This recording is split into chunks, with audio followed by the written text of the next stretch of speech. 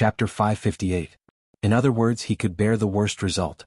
Therefore he did not have any resistance to surrendering. However, he still could not stand Yang Shan's aggressiveness. Even if Yang Shan wanted them to surrender, shouldn't he at least have a good talk? Why did he have to be so aggressive right from the start? With a hint of anger, Shangda asked Yang Shan in a voice that was still young and hadn't reached puberty, "Emissary, what if we don't surrender? Have you thought about it? No matter if we live or die in the future, you who appeared here will definitely be the first to die. Aren't you afraid of death?" The young Shangda actually threatened Yang Shan. When the officials heard this, many of them panicked. They didn't want to die. If they really killed Yang Shan, it would be tantamount to forcing the mercenaries to become mortal enemies with them. If that was the case, no one present would have a good life. The officials were all panicking. They almost shouted out to stop their King Shangda. In reality, this kind of thing had been done many times in the past 4 years. For their own benefit, these officials had always been able to band together and force the young King Shangda to give in. This time they were prepared to repeat the same story. But before these officials could speak, Yang Shan had already started laughing loudly. After a round of laughter, he suddenly pointed at the high and mighty King Shangda and said, "Of course, everyone is afraid of death. But if my death can cause so many to die with me, it will be worth it." Swoosh. Just as Yang Shan finished speaking, the 2 followers of Lung Feng behind him had already pulled off the buttons on their outer robes, revealing the densely packed detonators wrapped around their waists. What is that? The sudden change in the situation caused everyone to exclaim in surprise. Some of the more knowledgeable officials couldn't help but exclaim, "That looks like something made of gunpowder." "You are indeed knowledgeable." Yang Shan nodded his head towards the minister, who spoke with a look of admiration. Then, he looked at the other ministers and introduced the item as if he was a salesman promoting his goods. "This item is called a detonator. It's a new explosive that our mercenary army has developed." After saying this, he raised his head to look at the palace. Then, he nodded and muttered to himself, "If everything is normal, these detonators should be able to completely collapse this palace." Hearing that these lightning tubes were actually so powerful, all of the officials' faces changed. Although some of them didn't think that the power of this thing was as strong as Yang Shan said, they didn't dare to gamble. They were all standing here. If it really was as Yang Shan said, wouldn't it mean that their lives would be in danger? Your Majesty, we can't defeat the mercenaries. Let's just surrender." "That's right, Your Majesty. A real man knows when to stretch and when to shrink. Let's lower our heads for now and in the future." When the courtier reached this point, he couldn't even continue his lie. If the kingdom was destroyed, the king would be placed under house arrest. What future would there be? Many officials started to plead for leniency. Without exception, they all expressed the same attitude, which was that they absolutely could not become enemies with the mercenaries, and even more so, they could not harm Yang Shan. Some of the ministers who held military power had already thought it through. If the king insisted on doing things his way, they could only use their power to restrain him first. The high and mighty Shangda couldn't help but shake his head when he saw the reactions of the courtiers below. Although all of this was within his expectations, just like in the past 4 years, whenever there was a threat to their interests, these people would advise him with the big picture in mind.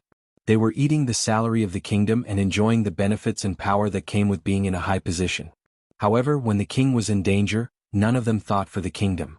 Instead, they were still plotting their own schemes. Shangda was completely disappointed in them.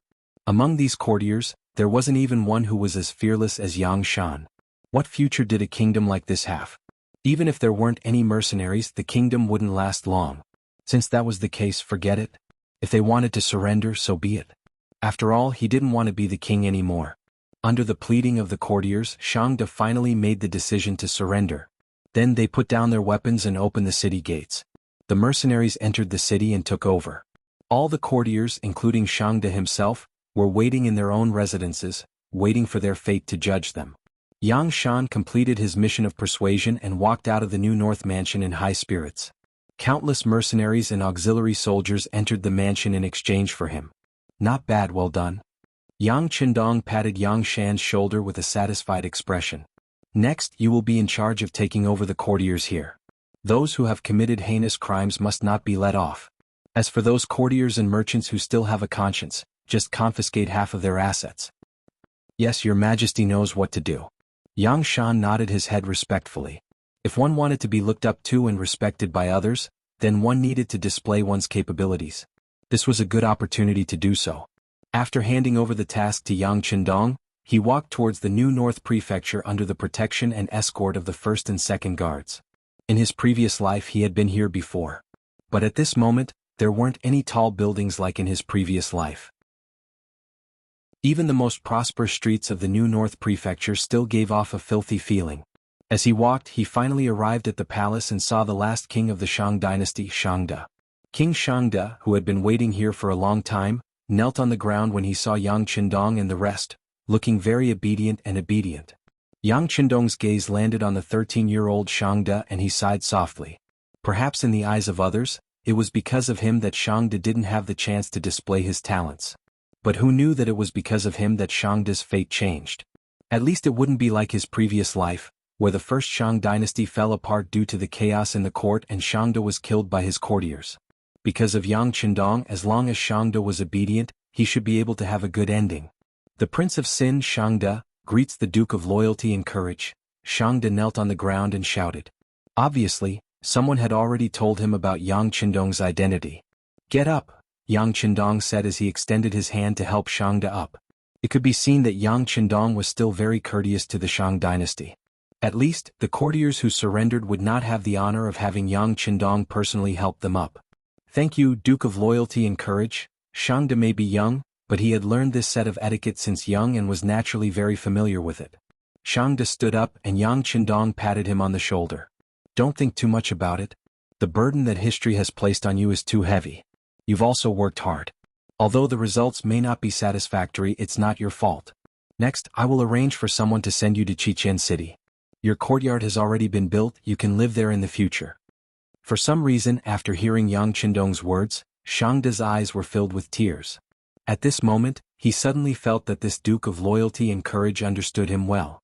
Shangde knew how heavy his burden was. In the past 4 years he had not had a good night's sleep.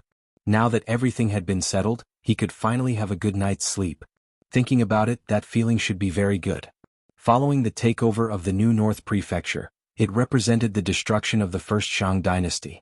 After the news reached Chichen City, Lord Yu Qian, who had already prepared his men, waved his hand and 30,000 educated youths from Chichen City entered Ilan, Taoyuan, New North, Keelung and other places under the protection of 30,000 temporary auxiliary soldiers.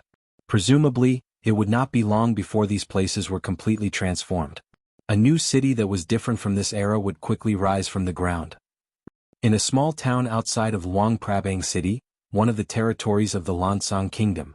For the past few days the atmosphere here was extremely tense. Those who appeared in this area had to go through strict checks before they were allowed to enter and leave. This had disrupted the lives of the people here. However, because this area was under the control of the military, the news could not be spread out. And in this unknown small town, no one knew that the Lansang Kingdom's king, Paiyasai, was meeting with the Jiaoji's general, Fan Yuhai. Back then, Fan Yuhai had defended Shiyu City and fought a decisive battle with the mercenaries. After his defeat, he did not enter the city immediately. Instead, he led 20,000 elite soldiers and fled the city, becoming the strongest military force of the Jiaoji kingdom. As a general of Jiaoji that had been destroyed, Fan Yuhai still had some capabilities. In the past month, he had actually gathered 60,000 deserters from Jiaoji. Together with his 20,000 elite soldiers, he had a total of 80,000 men. With such strength, he finally had the qualifications to meet with the Lansang Kingdom's king and discuss the matter of cooperation. In the largest inn in the town, the two sides met. Fan Yuhai first explained the current situation to him. Your Majesty, everyone knows that the mercenaries are as scheming as Sima Zhao. Destroying Jiaoji is just their first step. They will not be satisfied. Furthermore, you had previously sent reinforcements to Jiaoji. At that time you had already formed a grudge. I believe that not long after, once they have completely destroyed Jiaoji, they will raise their butcher's knife and come for you. However, I wonder if your Majesty has any countermeasures at that time? The moment both parties sat down, Fan Yuhai exaggerated the threat of the mercenaries to force the other party to make a decision and declare war on the mercenaries. Since Paiyasai was able to become the king, he was naturally not scared. He looked at Fan Yuhai with an unhappy expression. Don't be alarmist. Just tell me what your plan is and how confident you are. Chapter 559. All right. Fan Yuhai nodded. He had no choice but to bring out something useful at this moment.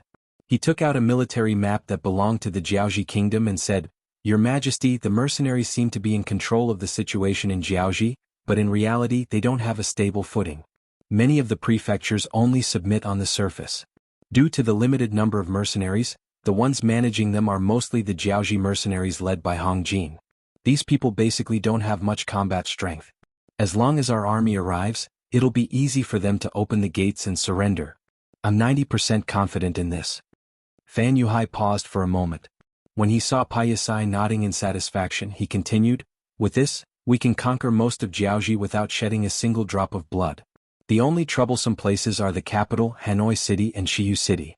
However, there aren't many mercenaries stationed here. I've already sent people to investigate.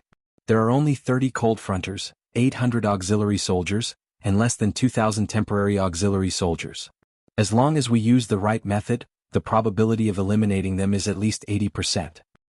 The right method? What kind of method? King Pa Yisai asked curiously. Your Majesty, you should know that Hanoi City is currently selling all kinds of goods through trade, right? Then, as long as we dress up as a group of merchants and enter Hanoi Prefecture first, we can take them by surprise and kill them. How can a mere 2,000 mercenaries be a match for us? When that happens, not only can we eliminate them, we can also obtain the most advanced firearms in their hands. After studying them, why can't we have an elite army with advanced firearms? If he could master these guns, he would have the ability to face the mercenary army head-on. Not to mention, we also have other methods to prevent them from attacking us." Seeing how confident Fan Yuhai was, Pa Yisai was tempted. "What other methods are there?" Your Majesty, when the mercenaries first entered Jiaoji, they tried to confuse us with negotiations. For that, we paid the price of 20,000 Han civilians and delayed the war by 10 days. I have never understood this matter. Could it be that the mercenaries really care about the lives of the Han people? In fact, when I sent someone to investigate, the news that came back confirmed my thoughts. In every city of Jiaoji that was conquered, the status of the Han people there became much higher. Is there such a thing? It was the first time Pa Yisai had heard of this. Of course, this did not mean that their intelligence agencies were blind and deaf. It was just that in that era the people in power valued their own interests more. How many people took the common people seriously? If they didn't pay attention to it, naturally, even if there was such information, it would be automatically blocked by their subordinates. Is this true?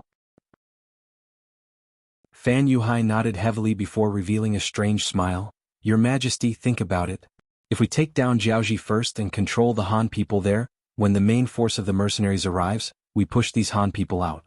At that time, what will the mercenaries choose to do? Those are the people they painstakingly saved. Are they going to kill 100 of them just like that? They will feel heartache. But if they don't kill them, the initiative of the war will fall into our hands. When that time comes, the entire Jiaoji will become one of the territories of the Lansang Kingdom. You, the great King Pa Yisai, will become the most dazzling person and forever be recorded in the annals of history. Fan Yuhai's words were extremely bewitching. At this moment, King Pa Yisai couldn't help but nod his head. The Lansang Kingdom's territory was too small. Even though Pa Yisai believed that he wouldn't lose to anyone in terms of ruling a country, he was ultimately unable to expand because of the territory. Now that Jiaoji had become an ownerless object, it would belong to whoever took it. Why didn't he have the right to take it by force? While Pa Yisai was still weighing the benefits in his heart, Fan Yuhai, who was sitting opposite him, opened his mouth again. Your Majesty, there are countless businesses and gold and silver in Hanoi City. Those are all very compact goods. They belong to the kind that is priceless.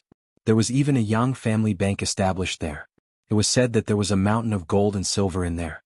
If one could occupy that place, one would be able to gain a lot of wealth. With money, one would be able to recruit soldiers and buy horses. After becoming strong, it would not be impossible for one to send troops to the Ming Dynasty. There is a good saying among the Han people. It is better to have the guts than to be a king. Hearing this, Pa Yisai's eyes lit up. What Fan Yuhai said was indeed a dream of his. The reason why the Ming Dynasty was strong was not because their military was strong, nor was it because their governance was good. It was nothing more than occupying a large territory. Pa Yisai had even thought more than once that if he was the emperor there, he would definitely do better than the Ming Dynasty emperor. All he lacked was an opportunity to show his talent. But now, after hearing what Fan Yuhai said, it seemed that his great dream could be realized. How could it not make Pa Yisai restless? Previously, his general, Seihai, came to report that His Majesty the King would finally meet Fan Yuhai. He did not take it seriously. But this time, after thinking about it, he came to see him. After meeting him, he found that this person was really a great talent. At least, he had a much better vision than the generals in his country. Thinking that Fan Yuhai was a famous general, he could not help but want to recruit him. General Fan, I wonder if you can come to my Lansang kingdom? You can rest assured that once you come here, I will give you the position of general. The soldiers of the entire Lansang kingdom will be at your disposal. How about it? Payasai cherished talent and wanted to recruit Fan Yuhai. He even did not hesitate to entrust him with important tasks. In his opinion, his power and Fan Yuhai's talent were the best combination. Thank you, Your Majesty the King. In the face of Payasai's recruitment, Fan Yuhai accepted with a smile. Then there was a burst of laughter in the room. Then the two sides carried out in-depth discussions on specific plans.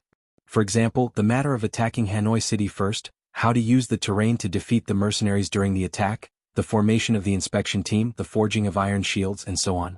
In a word, they had to use up all the bullets of the mercenaries. Payasai left with a satisfied face. The two sides agreed to take action after a month.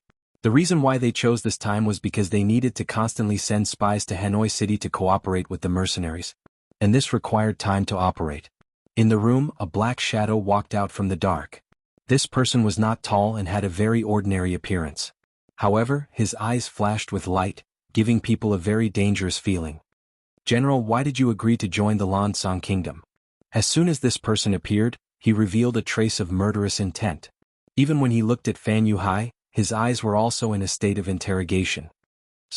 Fan Yuhai sighed, knowing that he had been misunderstood. He hurriedly explained, Brother Min, you've misunderstood. Why would I want to join the Lansang kingdom? Isn't this to reduce the other party's vigilance? You know that I have received the favor of King Li Li. Even if I die, I will be a citizen of Jiaoji.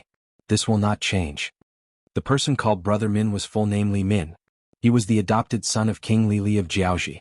It was said that he was picked up from the deep mountains and forests when he was hunting. This person had been with beasts since young. When he was first seen, he was still drinking wolf milk. Such a person with a wild heart was given special training after being adopted by Li Li. He was very powerful. A while ago, he went out to find the elixir of immortality for Li Li. That was how he escaped the attack of the mercenaries. After receiving the news and returning, he could not find his adoptive father.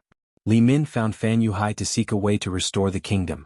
The difference between Li Min and Fan Yuhai was that Li Min didn't want to defeat the mercenaries.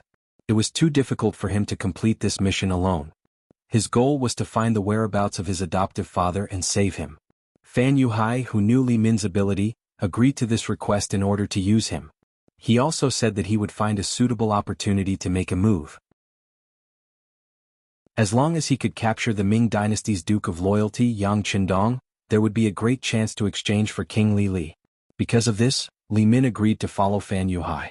He was the one who heard the conversation with Payasai. He said that he wanted to join the Lansang kingdom.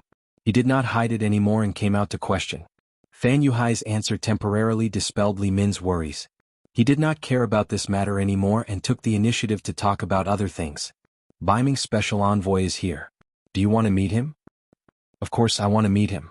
Fan Yuhai did not care which faction came. As long as he could help him, it was fine. In the backyard, a man in cotton clothes was standing under a tree. He looked up at the sky as if there was a beautiful scenery in front of him. As someone who was chosen by Jining and sent here to carry out the assassination mission, he needed to be very vigilant at all times.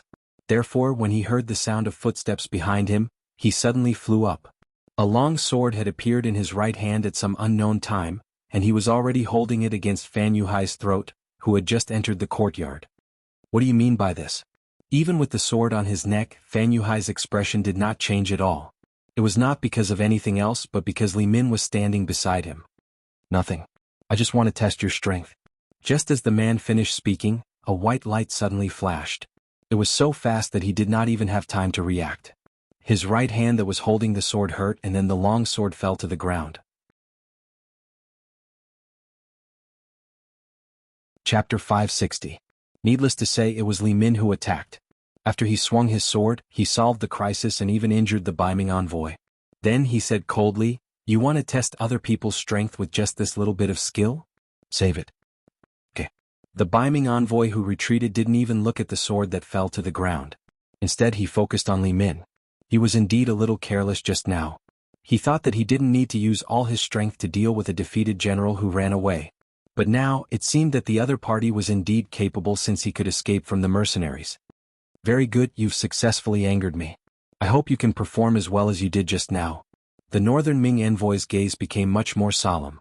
A wave of killing intent even uncontrollably exuded from his body, crazily sweeping out like a whirlwind with him as the center. This was a strong murderous aura that could only be produced after killing a lot of people. If it was an ordinary person, just this murderous aura alone would make them tremble and lose their morale.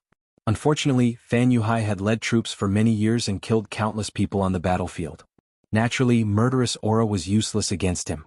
As for Li Min, he had been with beasts since he was very young and was used to life and death. This murderous aura didn't affect him much. After releasing his murderous aura, the Baiming envoy suddenly had a long sword in his hand. This was why he was so powerful. He had a total of 13 swords on his body. Therefore, the people in Jianghu gave him the nickname of 13 Swords. With a sword in hand, the Baiming envoy rushed toward Li Min with a heroic spirit. Compared to intimidating Fan Yuhai, he preferred this powerful and cold murderous aura that gave him the same feeling. Ding ding dang dang, the saber and the sword kept colliding in the small courtyard, creating a series of noises. The noises attracted the attention of Fan Yuhai's personal guards. A group of 100 people quickly surrounded the small courtyard and pointed their spears at the two people in the courtyard. Regardless of whether it was Li Min who had been hiding in the dark or the Northern Ming special envoy, who had good swordsmanship and a murderous aura, these personal guards did not recognize them. Their duty was to protect the general's safety, and they would definitely not allow anyone to threaten Fan Yuhai. With the appearance of the personal guard, Fan Yuhai's face flashed with an unknown smile. He had an idea in his heart. He wanted to test the weight of these two people because he already had a good plan in his heart. Whether or not it would succeed would depend on the ability of the executor. Surround them to say, capture them. After spitting out a few simple words, the 100 personal guards had already picked out 6 10-man teams and rushed towards the two top-notch assassins. It was a fair fight for one person to face to kill to kill. The two of them who were in the middle of a fight were suddenly interrupted. Naturally, their expressions didn't look too good. To say, Li face to say, and the guards to say to kill to say he to say to win to kill to the guards to say he was to say to kill the closest to him. To say he to say to kill to say to on to say. To be able to become a top assassin, his IQ was naturally very high. Li Min could tell that Fan Yuhai wanted to test his skills. Since that was the case, he wouldn't be polite. As long as he didn't kill his opponent, even if he severely injured his opponent, it was completely within the boundaries. After all, swords and spears had no eyes, so it was reasonable to injure his opponent. The Baiming envoy was also very angry. Although he had already used his 7th sword, which proved that he was not Li Min's opponent, it was not easy for him to find such a strong opponent. However, for an expert like him, it was not easy to find a strong opponent. He was looking for his own shortcomings through this fight, but now he was interrupted by someone. It was impossible to say that he was not angry at all. Since the guard's appearance made him unhappy, he certainly wouldn't show mercy. Of course, he wouldn't forget his mission, so he only injured the guards and didn't have the intention to kill. Fortunately, both of them didn't have the intention to kill. Otherwise, Fan Yuhai's 100 guards would soon be replaced. And even if they didn't have the intention to kill, at least half of the guards would have to be replaced. This was because many of the injured guards were saved, but because of their injuries, it would be difficult for them to recover to their original peak state. Naturally, since they were able to survive and continue to be the guards, their strength would also rise to a higher level because of this fight. A real assassin was particular about suddenly appearing, then striking with his sword, seizing the head of his opponent and leaving gracefully. Therefore, when facing an organized army, it was difficult for them to show their strong ability. From this point of view, regardless of whether it was Li Min or the Northern Ming special envoy, both of them were somewhat unqualified. They were actually able to remain extremely calm and their attacks were as fast as lightning. Often, after a blade or sword slashed out, a personal guard would be struck and fall to the ground. It was precisely because of their strong ability that Fan Yuhai's eyes lit up. Weren't they the people he was looking for? The Duke of Loyalty of the Great Ming Dynasty was often protected by an organized army. It was naturally difficult for ordinary assassins to get close to him. What he needed was an expert who could kill 100 or 1,000 people. Regardless of whether it was Li Min or the Baiming envoy, both of them seemed to meet this requirement. How could he not be happy? That's right, Fan Yuhai had the idea of assassinating Yang Qindong. The mercenaries were too strong. Not only did they have the world's most advanced firearms, but they also had cannons that had a destructive power that was as powerful as thunder. These were not things that they could resist. It was too difficult to defeat the mercenaries in a direct confrontation. In comparison, it was a good choice to capture the leader first. If he could capture or kill the Duke of Loyalty of the Great Ming Dynasty, it would be the best time to disintegrate them when they were without a leader. At that time, when the mercenaries' morale was in chaos, he could use some methods to suppress some and rope in some. How could he not accomplish his goal of restoring Jiaoji?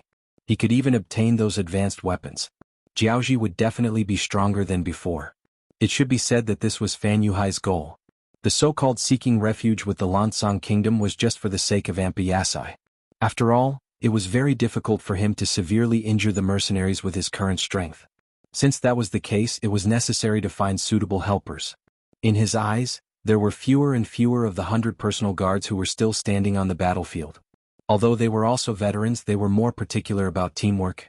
When their teammates were injured one after another, there was no one to cooperate with them. In a one-on-one battle, they were unable to effectively display their abilities and were defeated one by one. In the end, there were less than 10 of them who were still standing on the battlefield. Enough.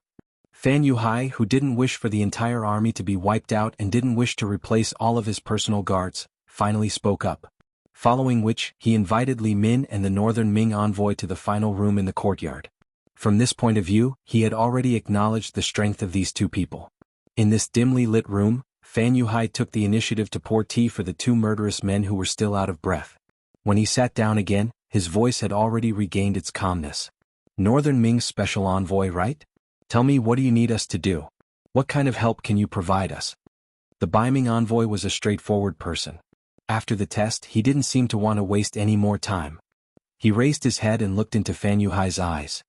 He said very generously, "We will provide you with everything you need. We only have one goal, which is to kill the Great Ming Dynasty's Duke of Loyalty." This kind of request was exactly what Fan Yuhai wanted. Fan Yuhai could not help but feel happy, but he did not show it on his face. He first looked at Li Min. This person naturally wanted to save King Lily, so he nodded in agreement. Fan Yuhai then looked at the Baiming envoy again. "But how should I address you?" "Shin Kun." "Brother Shin, this matter is very important. We need to plan it carefully. Do you have a specific plan?" Fan Yuhai asked in a consulting tone. "The plan is up to you. You just need to give me a suitable opportunity to send me to the Duke of Loyalty. With my methods, you should believe that no one can stop me in close combat," Shin Kun said very heroically and confidently, as if he was the most arrogant person in the world.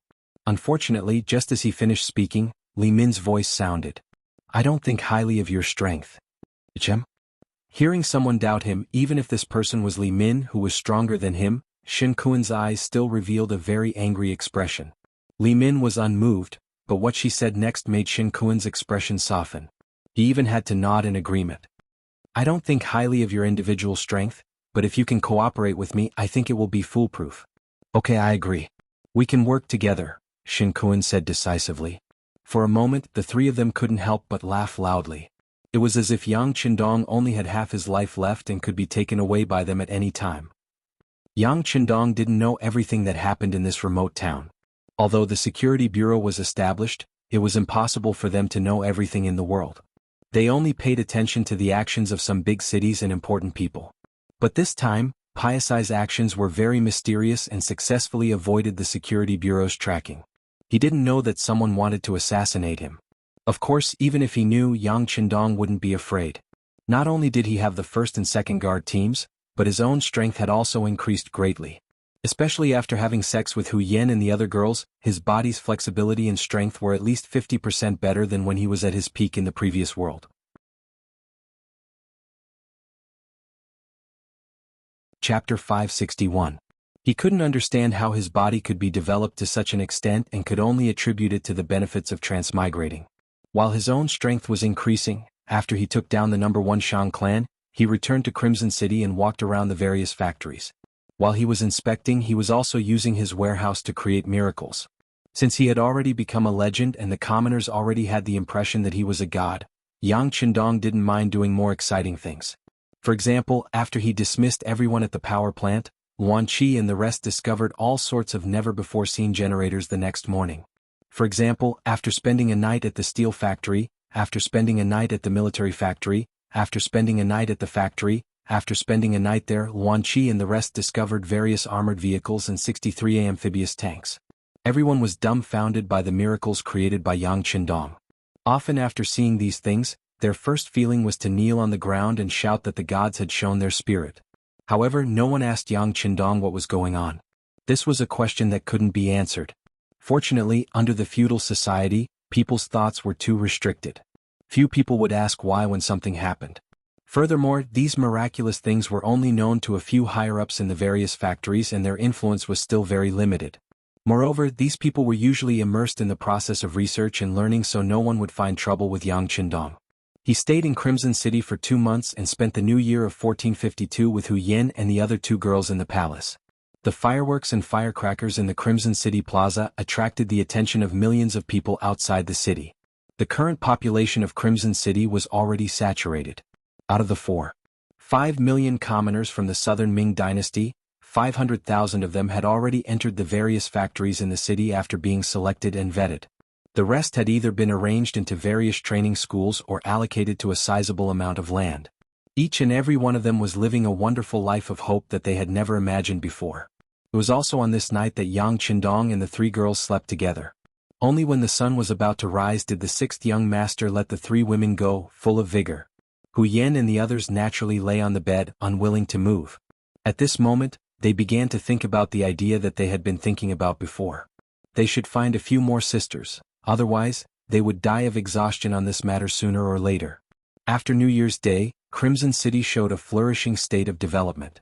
With sufficient manpower, the factories went all out. Whether it was quantity or quality, there was a certain increase. With Yang Qindong's help, there were many new things. Gold and silver flowed like water into the Red Nest City's warehouse.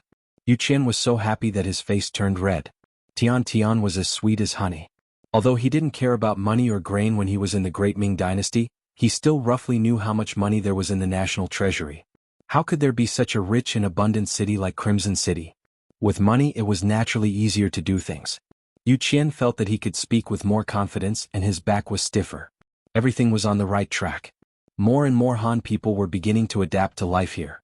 More and more educated youths were learning and becoming stronger every day. Just as another wave of people was about to join the army, Yang Qindong led the 2nd and 3rd regiments of the Cold Front Army, as well as the 20 auxiliary battalions, and left the island. The new year was coming and he was about to embark on another expedition. Vietnam, Hanoi City, the former capital of Jiaoxi. At this moment, it was shrouded in dark clouds. In 2 months, Fan Yuhai and the Lan Song Kingdom had made all the preparations. When the last caravan entered Hanoi City, the total number of soldiers hidden in the city had reached 5,000. In fact, there were only about 2,000 mercenaries in the city, plus about 10,000 Jiaoxi mercenaries. However, the entire population of Hanoi City was over 200,000. In comparison, a ratio of 20-1 was more than enough. However, under the enemy's preparations, this number was obviously not enough. At least, it gave Fan Yuhai and the general of the Lan Song Kingdom, Sai Shi, such a feeling. Sai Shi was one of the most powerful generals in the Lan Song Kingdom. Most of the soldiers under him were from the Dragon tribe. This time, under the king's orders, he brought 50,000 men to deal a fatal blow to Hanoi City. Long before they had made their move on Hanoi City, they had already taken down the important city of Go Chi City in the northwest of Vietnam. There were only 500 Vietnamese mercenaries defending it, and it wasn't even an effective defense.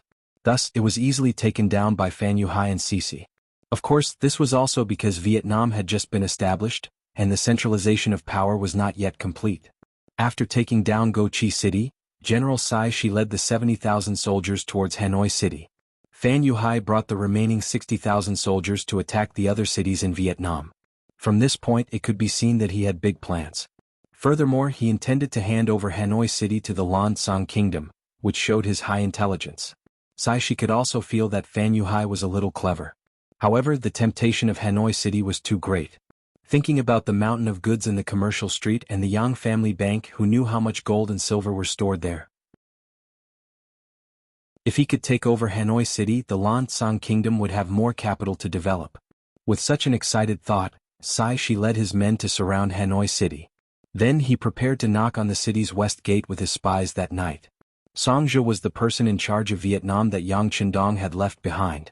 Recently he was so busy that he could only sleep for 4 to 6 hours at night. However, he really liked this kind of work pressure. Just like what the sixth young master always said, if you don't work hard when you are young, if you don't fight hard, do you have to wait until you are old to regret it? Now that he had such a direction to strive for, of course he wanted to put on a show for others to see.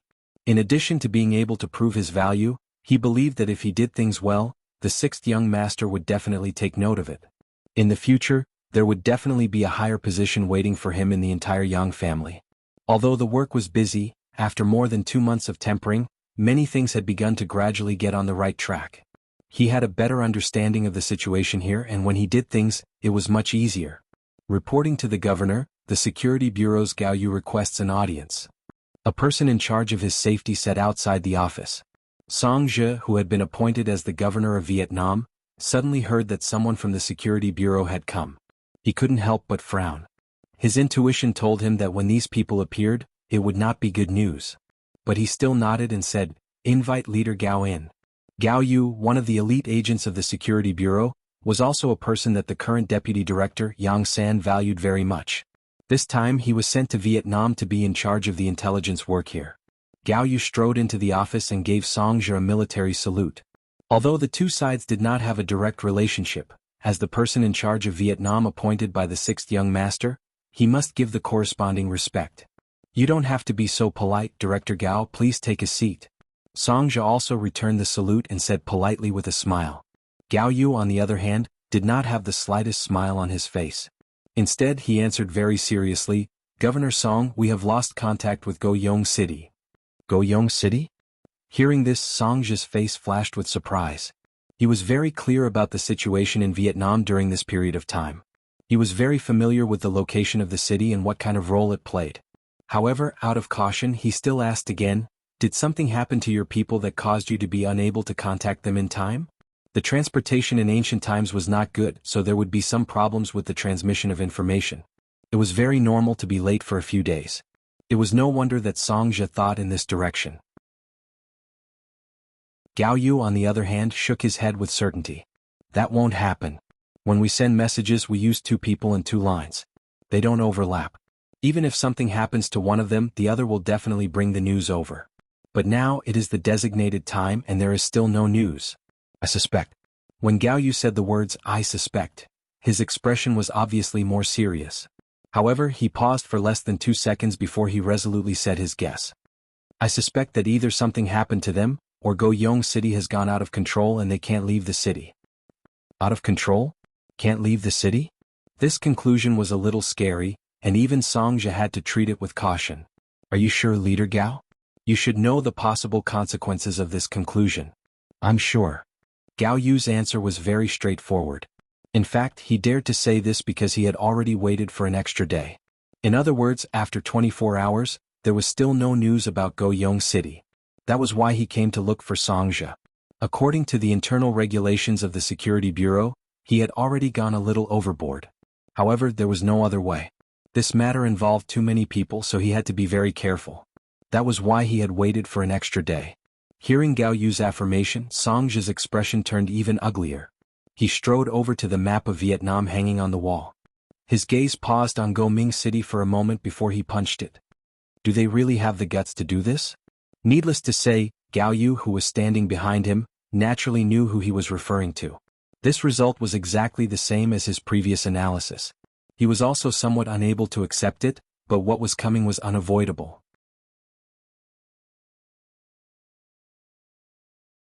Chapter 562. Bang Bang Bang. While Gao Yu was still accepting this fact in his heart, a few gunshots suddenly rang out in the dark night outside. What's going on? Song Zhe and Gao Yu shouted at the same time. Governor, the gunshots are coming from the west gate. It seems like it's coming from the city. Lung Feng, who was guarding the door, had good eyesight. When the gunshots were heard, he ran out to the street and found the source of the gunshots with his keen eyesight and judgment. The gunshots were getting louder and louder, showing no signs of slowing down. Song Zhe and Gao Yu looked at each other and knew that the worst situation had come. Leader Gao, judging from the gunshots, there are a lot of enemies. We need to prepare for the worst. Song Zhe quickly calmed down. There was nothing to be afraid of. I understand.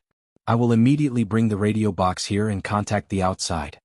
How could Gao Yu not know how critical the situation was right now? Since the enemy had chosen to make a move on their mercenaries, the other 3 city gates must have been sealed off as well. It would be impossible to rely on people to ask for help from outside. Thank you, Leader Gao. Song Zhe nodded seriously. Only a few people knew about the existence of a radio station in Hanoi City. It was one of the secret weapons that Yang Qindong had prepared for them before he left. Because there was no electricity in the city, in order to prevent the radio from running out of battery, Yang Qindong had specifically ordered that it should not be used unless it was a major incident. Even if they wanted to use it, they needed to get the approval of both the governor and the security bureau. It seemed that now was the critical moment to use it. Gao Yu turned and left the office. Song Zhe hesitated for a moment and then said to Lung Feng, "Go and get platoon leader Lu and General Hong Jin."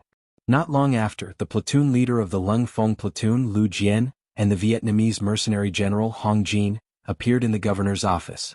When they arrived, they saw Song Zhe and another man busily working on something. Knowing that the two had arrived, Song Zhe walked out of the office and looked at Hong Jin. "What's the situation outside?" Reporting to Governor Song, after the west gate was breached, the south gate was also lost. Our troops are currently fighting with the enemy while retreating into the city. There are too many enemies and it's dark. We're not prepared. Hong Jin lowered his head as he spoke, his face full of guilt. Of the 3 generals of the Vietnamese mercenaries, Ruan Chunqing and Chin Di were not in the city, so he was in charge of commanding the Vietnamese mercenaries. Under his efforts, the 4 city gates that were originally guarded by the auxiliary barracks were now handed over to them. This trust made him extremely touched. Just as he was thinking of performing well, who would have thought that the enemy would suddenly appear? In addition, there were actually traitors among his soldiers. This caught him off guard and caused him to lose 2 city gates in a row. Hong Jin wanted to die. The city had been breached and he was the person in charge. How could he still be trusted and used by the mercenaries?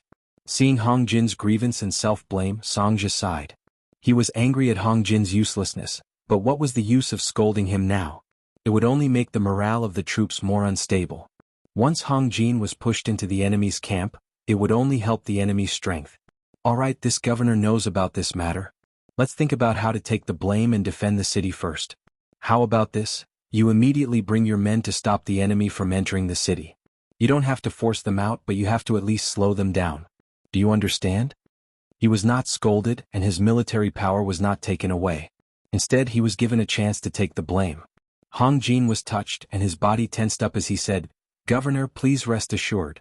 As long as I, Hong Jin, am still breathing, I will not let them get here so quickly." "Good, if you can defend until dawn, I'll give you a merit." Song Zhe nodded and patted Hong Jin's shoulder confidently. He had a look that said, "I believe in you, go ahead and do it." The so-called defense until dawn meant that they had to defend the business district and not be attacked before dawn. This was because the provincial office, the Yang family's bank, and the most profitable shops were all gathered in this area. As long as there were no problems here, even if Hanoi City was surrounded, the loss would not be too great. Hong Jin went out with a solemn expression, leaving the platoon leader of the Lung Front platoon, Lu Jian. He started as an auxiliary soldier step by step until today. He had also been tested for loyalty. Now Lu Jian had completely grown up. His body stood there like a javelin, like a sharp sword that could be unsheathed at any time, giving off a cold, murderous aura.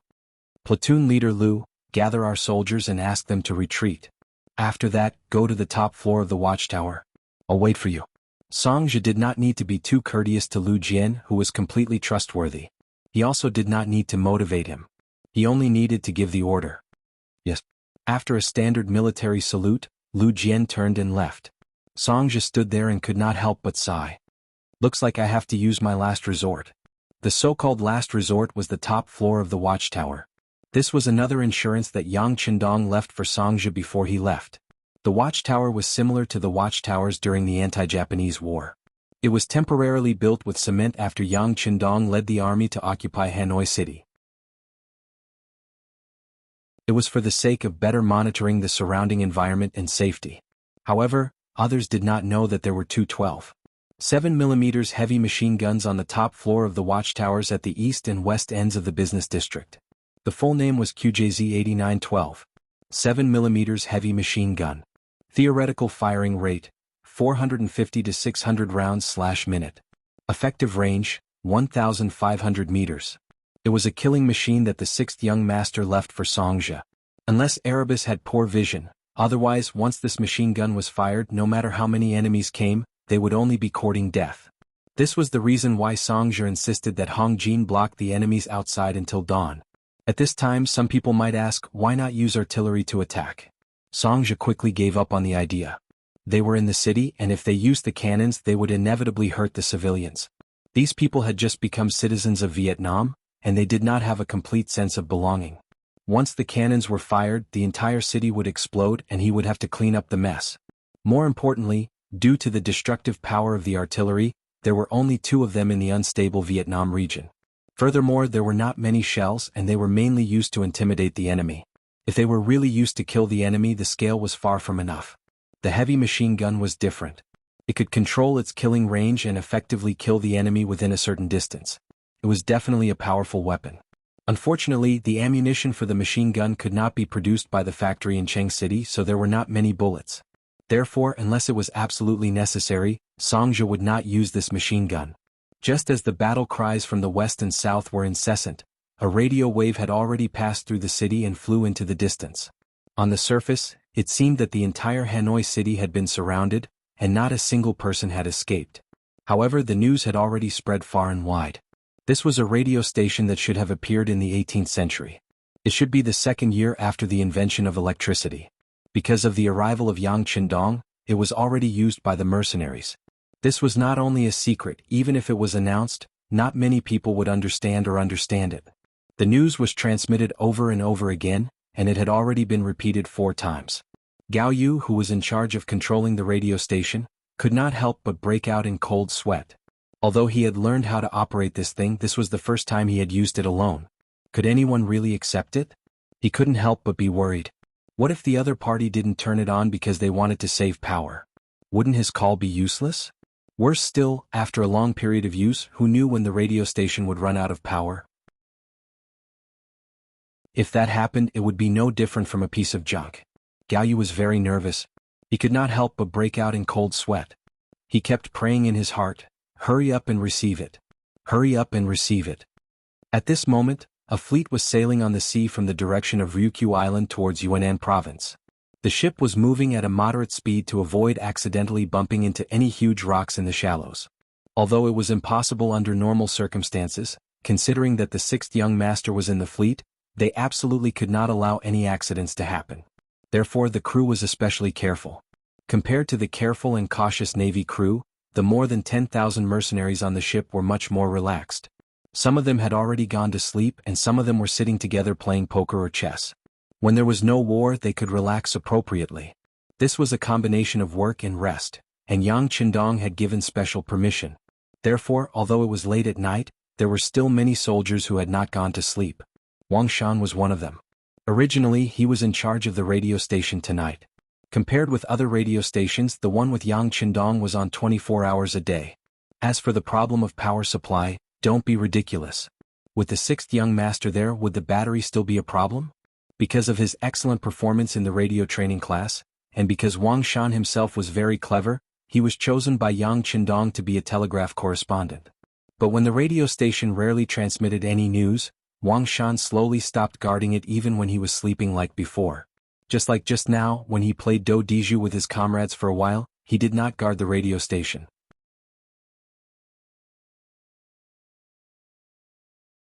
Chapter 563. But in less than half an hour, after a few rounds, he handed the cards to his comrade beside him and returned to the computer room. He instinctively glanced at the telegraph machine. First he pushed the door open and took a look. Then he turned around and wanted to go back to continue playing cards. But then his body froze. He pulled the door open and saw the telegraph machine flashing with a red light. Wasn't that the signal of a telegram coming in? Whoosh. He sat in front of the telegraph machine and put on his headphones to receive the message. After a while, he quickly left the place and rushed to the place where the 6th young master was resting. Needless to say, the place where Yang Qindong was resting was guarded. But when the guard saw that it was Wang Shan, no one stopped him. This was an order from the sixth young master. Unless he was with the ladies and needed to be informed in advance, this person had the privilege of seeing him at any time. Wang Shan also didn't sleep. He was playing Fight the Landlord with Tiger's Mane and Beta Persei. With Yang Qindong's current status, even if he wanted to have some fun, it was not something that could be done by just anyone. After playing with the regiment commander and battalion commander a few times, he found that they were very restrained. He gave up and replaced them with the people around him. Sure enough, Tiger's Mane, who was very familiar with him, and Beta Persei, who was careless, were not too afraid of him. At least everyone won and lost, which was more interesting. Sixth young master, Wang Shan has an urgent matter to see you. The voice of the first guard Captain Qiu Vi, who was in charge of security outside the door, suddenly sounded from the other side of the door. Wang Shan let him in. Yang Qindong thought that something big must have happened. He turned over and got out of bed. Just as he stood there, Wang Shan had already walked in with an anxious face. Sixth young master, a telegram from Hanoi City. Yang Qindong reached out and took the telegram. There were not many words in the telegram, but it was enough to explain everything. Well, someone actually dared to have designs on Hanoi City. They must have eaten a bear's heart and leopard's guts. Just as Yang Qindong frowned, Wang Shan, who was standing in front of him, lowered his head and said with a flushed face, "Sixth young master, I was absent just now. I didn't receive the telegram immediately. Please punish me." Yang Qindong raised his eyebrows. He could actually understand the other party. After all, the telegraph might not even ring once in half a year. Who would keep an eye on it all the time? However, since Wang Shan had already said so, if he did not punish him, he was afraid that he would be even more uneasy. Therefore he pointed at him and said, "How about this? Since this is your first offense, you will be fined 1 month's salary. In addition, immediately send a telegram back to Hanoi, saying that we already know about this matter. Tell them to hold on and we will be there soon." Hearing that it was only a month's salary penalty, Wang Shan's face was full of gratitude. He thought that this time he would definitely lose his job. Who would have thought that it would be over so easily? However, the sixth young master also said that this was the first offense, so the punishment was light. At that moment he decided that the same mistake could not be made a second time. He nodded his head and went out to send the telegram. It seems that it is necessary to arrange an assistant for Wang Shan. Yang Qindong thought thoughtfully. Wang Shan's ability was still very strong, especially when he was very familiar with the code. He could translate the telegram in the shortest time possible. He would not let go of such a talent. Of course, this was only a small matter. How to rescue Hanoi City was the most important thing. Tiger's Mane informed the officers of the 2nd Regiment, 3rd Regiment and above to come for a meeting. In the inner room of the governor's office in Hanoi City, there was an excited shout. "There's a reply, there's a reply." Song Zhe, who was looking at the map of Hanoi City in the outer room, heard such a shout and quickly stepped into the inner room. Who replied to the telegram? What did they say? "It's the 6th young master, the 6th young master. He told us to hold on and support us soon." With a face full of excitement, there was a reason to be excited. That was the telegram from the 6th young master. At this moment, Song Zhe's face was full of relief. Since the message had been sent out, as long as he held on for a week, the reinforcements would definitely come and their crisis would be resolved. Thinking of this, he looked at the transmitter that was already turned off but still had a little bit of warmth. He could not help but show a very envious look. It's good to have such a thing. The matter of sending out the message had been dealt with. The sound of Lu Jian's footsteps could be heard from outside. He had already arranged everything. 2 auxiliary battalions and 6 temporary auxiliary battalions, a total of more than 2,000 people, had retreated to the commercial street that was only about 5 miles away. They were also arranged in various places. If the enemy really broke through the watchtowers, they would be able to take action. It would not be a problem to take care of a few fish that escaped the net. After the matter was settled, Lu Jian came to the office and waited for Song Zhe's orders. "You came at the right time. Bring the cold front platoon and follow me to the watchtower." After seeing Lu Jian, Song Zhe nodded confidently. After all, with external help there was hope. All he needed to do was to hold on. The platoon of Cold Front Platoon followed behind Governor Song Zhe and arrived at the watchtower on the north side of the road. When the key to the door was unlocked and everything in the room was reflected in front of the Cold Front Platoon, there was a series of gasps. To be able to become a member of the elite Cold Front Platoon, one could be considered to have seen a lot. but everything in front of them still gave them a strong visual shock. It was not because of anything else but because of the heavy metal weapons placed there. Needless to say, there were a total of 10 Type 95 machine guns. In other words, every 3 Cold Front platoon members could have one. In the past, a full company would only be equipped with one high-end weapon. To say that the Type 95 machine gun was high-end was undoubtedly a bit of a slap in the face. Looking at the heavy 12.7mm machine gun on the ground, just the body of the gun and the square buttstock gave off a very imposing feeling.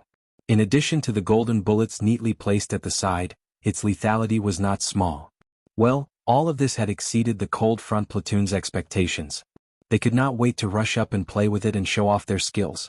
10 squad machine guns, 2 12.7mm machine guns over here and 2 over there. They are all yours now. Platoon leader Lu will be responsible for distributing them. I only have one request, and that is to not let the enemy rush into the business district. I'm not afraid to tell everyone that what happened here has already been reported to the 6th young master. It won't be long before our reinforcements arrive. Let me ask you, can you hold on? Songja was almost shouting. At this moment he was betting everything on this platoon of Cold Front platoon members. Yes. Including Lu Jian, the 31 Cold Front platoon members replied excitedly. Some of their faces were even flushed. They were already looking forward to their next performance.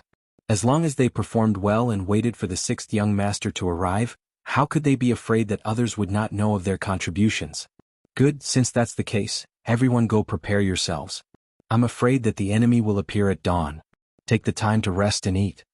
Songja waved his hand. He did not say much about the following matters. He believed that the Cold Front platoon members should know what to do before the battle. They had to guard the 2 towers in the north and south for God knows how many days. Not only did they have to eat and rest, they even had to think about how to relieve themselves. Hanoi City West Gate. General Sai Shi had already led the army into Hanoi City. With the cooperation from both inside and outside, it was almost effortless to enter the city. The only regret was that when they entered the city, they encountered the patrolling mercenaries on the streets. The 2 sides had a short encounter, which alarmed the mercenaries in the city. When they wanted to take a step forward, the resistance became stronger. If they were discovered, then so be it. Initially, Sexy did not expect to be able to sneak into the city. After all, they had the advantage in numbers. Furthermore, they were in Hanoi City. Many of the citizens here had already submitted to the mercenaries. Sexy did not believe that they would still use those powerful cannons to kill them. If that was the case, many civilians would die. This would undoubtedly affect their newly built reputation. Presumably, this was not something that the enemy wanted to see. It was because of this mentality that the army was able to enter Hanoi City without fear. Reality proved that they had guessed correctly. The cannons did not sound at all. Without the suppression of the cannons, the Lan Tsang army was like an arrow piercing through Hanoi City. In a short period of time they even managed to break through the south gate. It was at this time that they were met with a strong resistance, and their opponents were the Vietnamese mercenaries led by General Hong Jin. Hong Jin had already lost the city. Now he was commanding the battle with the mentality of redeeming himself.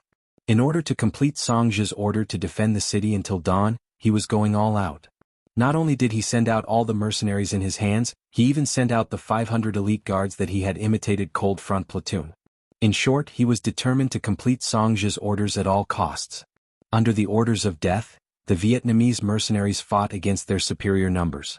Cruel cold weapons battles took place in the streets and alleys. Knives, spears, swords, halberds, axes, hooks, forks, sticks, arrows, shields, anything that could be used, anything that could be imagined was brought out. Often, when 2 soldiers were fighting, one would slash at the other's body, while the other would stab at the other's abdomen. Fresh blood flowed out and it was common for both sides to perish together. The moment the Vietnamese mercenaries showed signs of weakness due to their numbers, Hong Jin's 500 elite guards were sent out. They were all wielding thick steel knives with deep blood grooves on them. Once such a weapon slashed someone, the wound would bleed non-stop and splatter in all directions.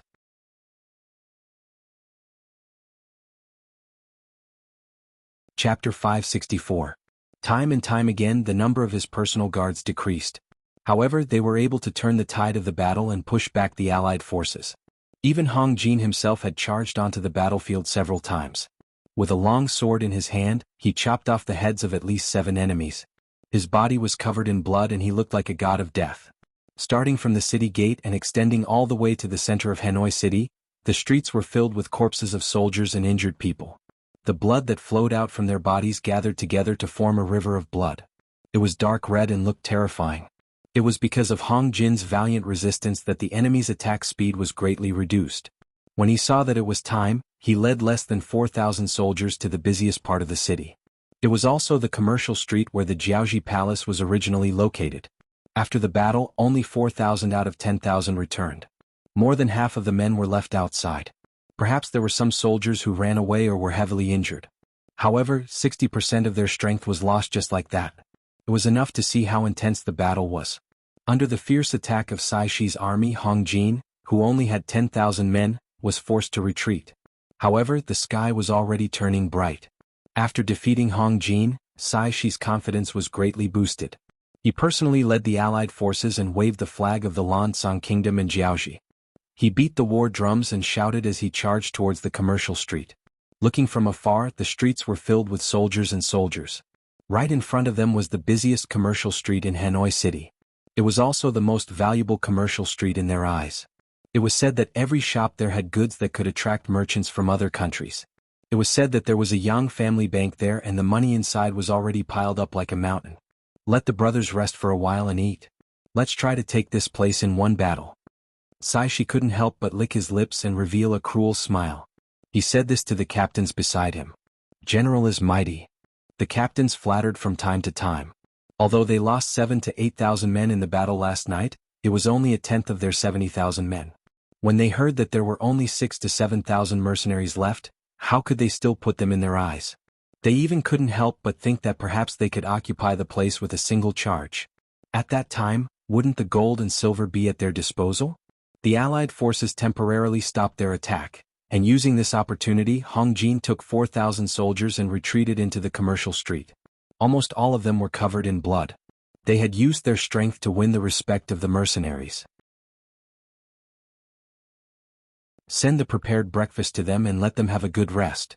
Song Zhe, who was standing on the watchtower, couldn't help but nod silently. He was satisfied with Hong Jin's performance this time. He believed that after this incident, the combat strength of these 4,000 people would rise to another level. Fortunately, although the commercial street was only 3 miles long, it was wide enough. Moreover, it was connected to the square of the palace, so there was enough space for these soldiers to refurbish. Now that the battle had reached this point, it was time for the real mercenaries to show their might. At 8 o'clock in the morning, when Song Zhe's watch pointed to this location, the Lansang Kingdom's army finally made their move.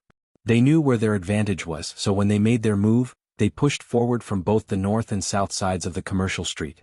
The soldiers of the Allied forces, who were wearing battle suits, used their shields to open the way. They tried their best to hide behind the shields, and began to move forward with heavy footsteps. Looking down from the watchtower, it gave off a feeling that a storm was coming. The workers of the Yangxia shops in the commercial street had all retreated to the palace, leaving behind only the auxiliary soldiers and temporary auxiliary soldiers. They were either holding Type 81 rifles in their hands or holding bows and arrows in their hands, panting heavily.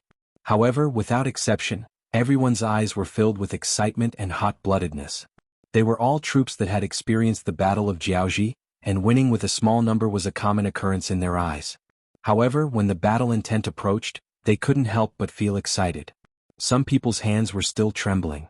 After all, this was considered a passive defense, which was rarely seen in the history of the mercenaries. On the north and south towers, there were only 15 cold vanguard soldiers in the first tower. If such a force was placed on the battlefield, it would not even cause a ripple. However, in this place they had undoubtedly become the absolute main force. Right now, countless soldiers on the streets were looking in their direction, treating them as the anchor of the sea, as the wind vane. On the north watchtower, Song Zhe slowly lowered the binoculars in front of his chest, and a serious expression appeared on his face. This time the enemy had clearly come prepared. Not only were there iron shields at the front of the group, but there were also warlords at the back of the group. The purpose of the military commanders was to prevent the soldiers from retreating. From this point, it could be seen that they were prepared to be heavily injured by the muskets. Needless to say, this kind of enemy was somewhat scary. At the very least, they had the advantage in numbers. If they were to attack without regard for the consequences, it would be a bloody battle. After all, the number of mercenaries was too small. Only one cold vanguard platoon and 2 auxiliary battalions were armed with guns. He was a little worried, but when he thought about how the telegram had been sent out, and how the 6th young master should be here with reinforcements, he felt more confident. So what if they were few in number? Even if he was the only one left, he would fight until his last breath. A gentle breeze blew, bringing a chill to the January morning in Hanoi City. It seemed to be the sound of the war horn. The Allied army began to move, moving forward from the north and south. The pitch-black iron shields were like a black flood rushing at the front of the troops. Charge! Sexy's voice was like a roar from hell, dragging the pace of the war forward. On the watchtower, the platoon leader of the platoon, Lu Jian, rested his hands on the 12.7mm heavy machine gun.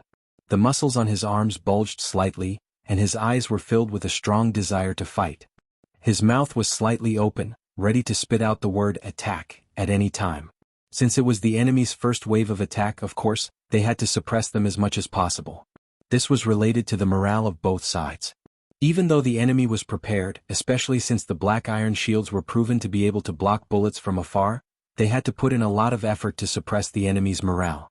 The advantage of the black shields was that they could block bullets, but at the same time, because of their weight, their movements were very slow.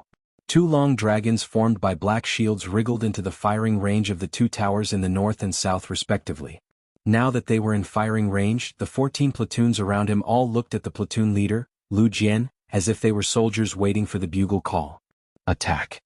A sonorous and forceful voice came out from Lu Jian's mouth. The 12.7mm heavy machine gun in his hand was like a tongue of flame as it let out heavy metal clanging sounds. It was like a pianist playing a beautiful piece of music. Bullets poured down from the sky like a torrential downpour.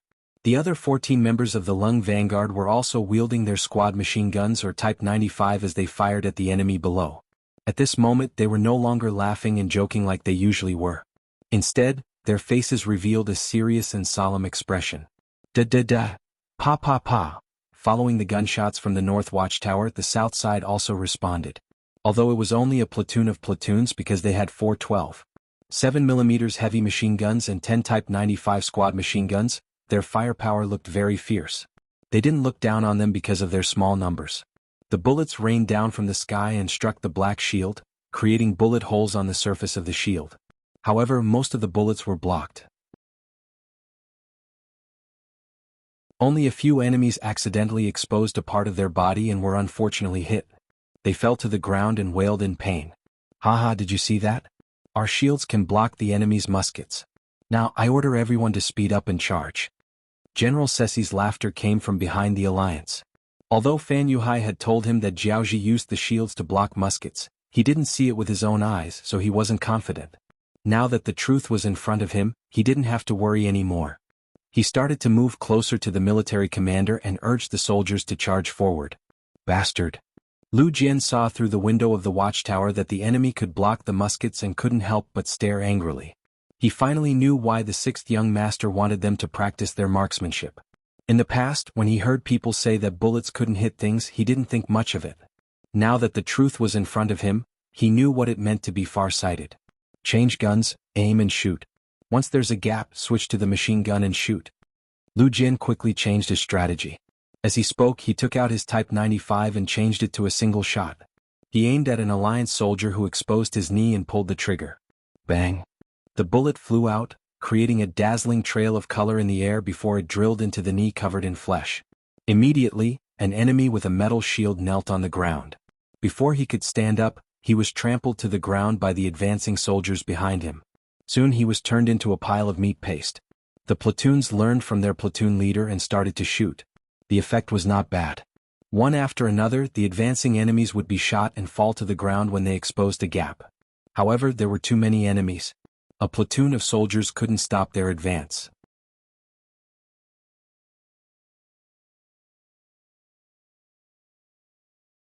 Chapter 565. More and more enemies walked past the 600-meter perimeter and began to enter the commercial street. The auxiliary soldiers who were lying in ambush on both sides of the street and in the shops began to fire. Because of the close distance, the grenades in their hands finally had room to be used. Once they threw the grenades into the crowd, it was as if a small earthquake had occurred. After that, a dozen or so enemies were blown to the ground. Speed up.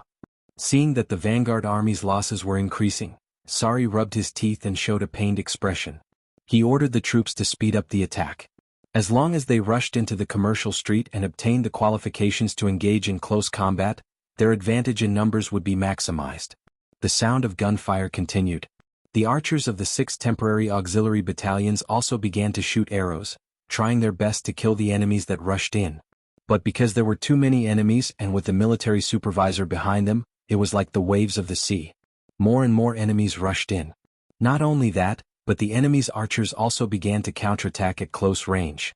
The auxiliary soldiers and temporary auxiliary soldiers began to suffer casualties. On the watchtower, Lu Jian watched all of this with a pair of blood-red eyes. Seeing that more and more enemies were appearing, he stretched out his hand and said, "Bring me the rocket launcher." He didn't use it before because the enemy was protected by iron shields, so the attack power would inevitably be reduced. Secondly, the distance was too far, so the power of the rocket launcher couldn't be maximized.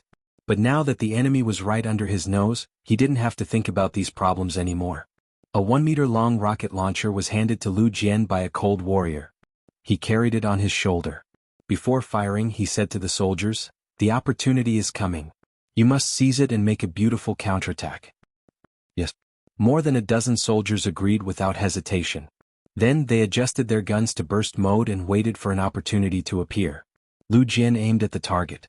Then a flame rushed out from his shoulder. The powerful recoil made Lu Jian's body tremble. Then the flame rushed straight into the enemy camp. After flying for about 100 meters, it hit an iron shield and exploded. The powerful flames and shockwaves were even more powerful than 10 grenades thrown together. Under the powerful force, many of the metal shields were blown away, revealing the bodies of the enemy hiding below. Fight. The dozen or so cold vanguard warriors who had been waiting for an opportunity, fired their guns in unison.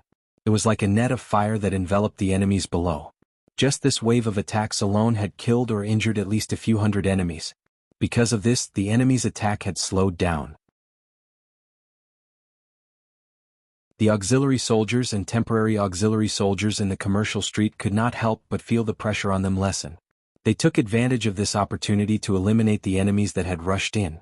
"Don't retreat. Keep going. If you retreat, you'll be killed."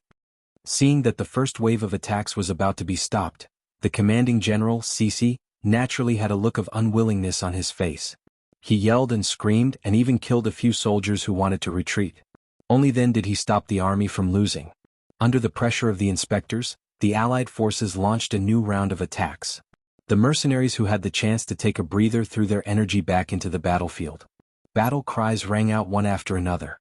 It was as if at every moment, every breath, and every second, there were corpses falling down. Blood was flowing and lives were flowing away. 9 true commanderies no weave cities dock. Several fast boats were docking here. Countless soldiers in camouflage clothes were walking to the shore from the boats. They were the soldiers of the 3rd Regiment of the Cold Vanguard Army's 1st Division. After receiving the telegram from Hanoi City, Yang Qindong ordered the ships to speed up overnight.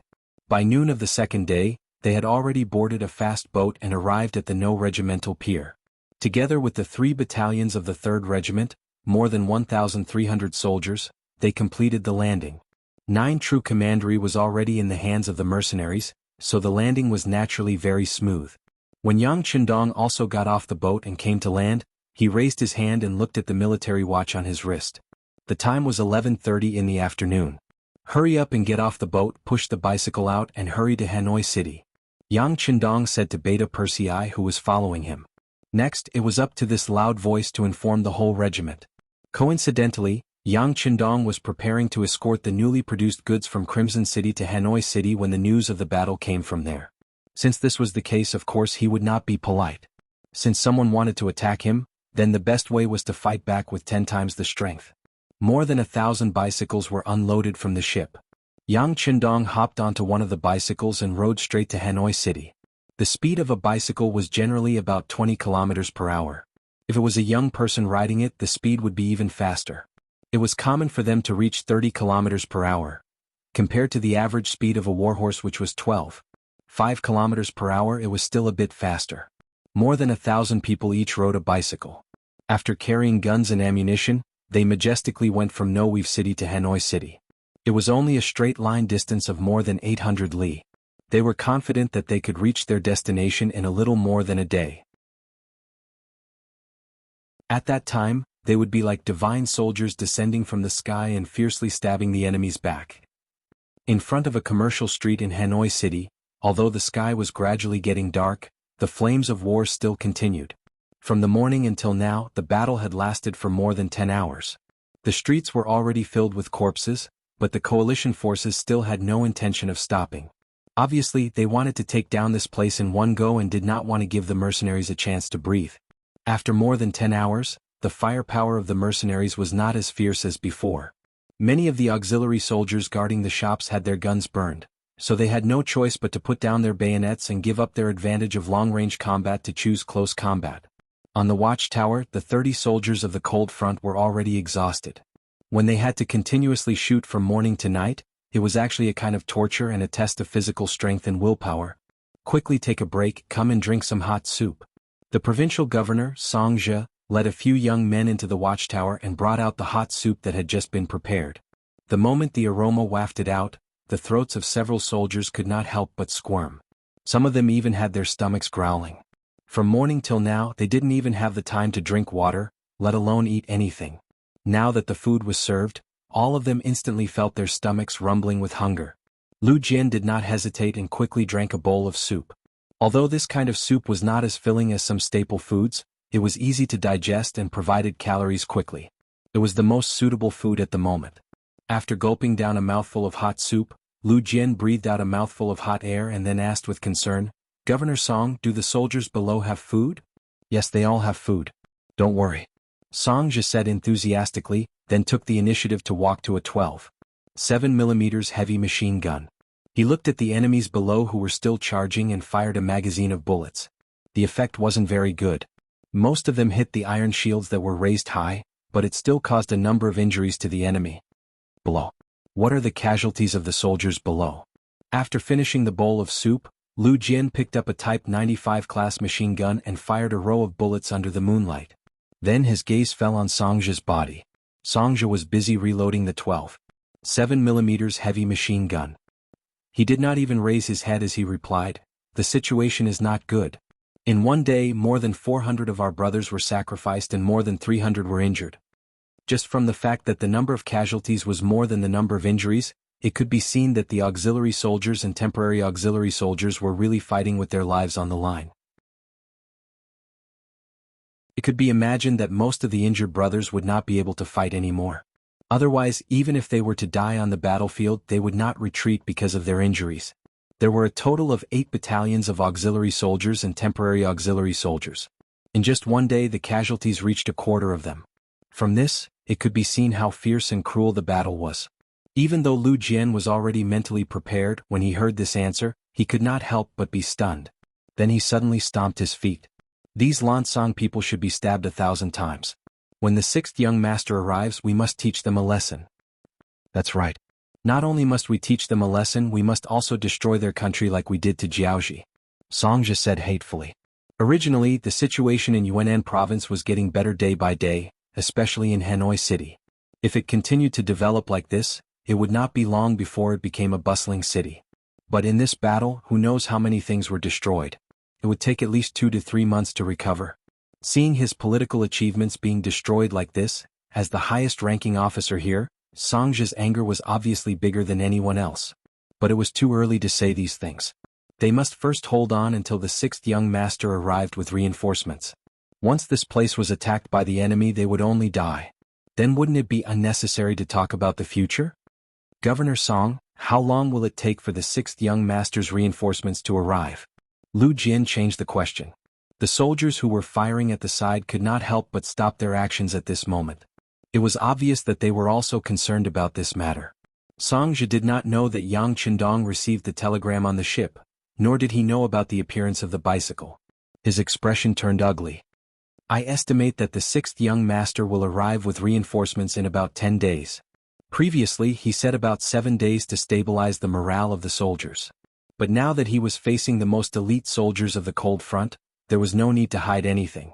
In fact, he had to be honest and let them prepare for a long battle.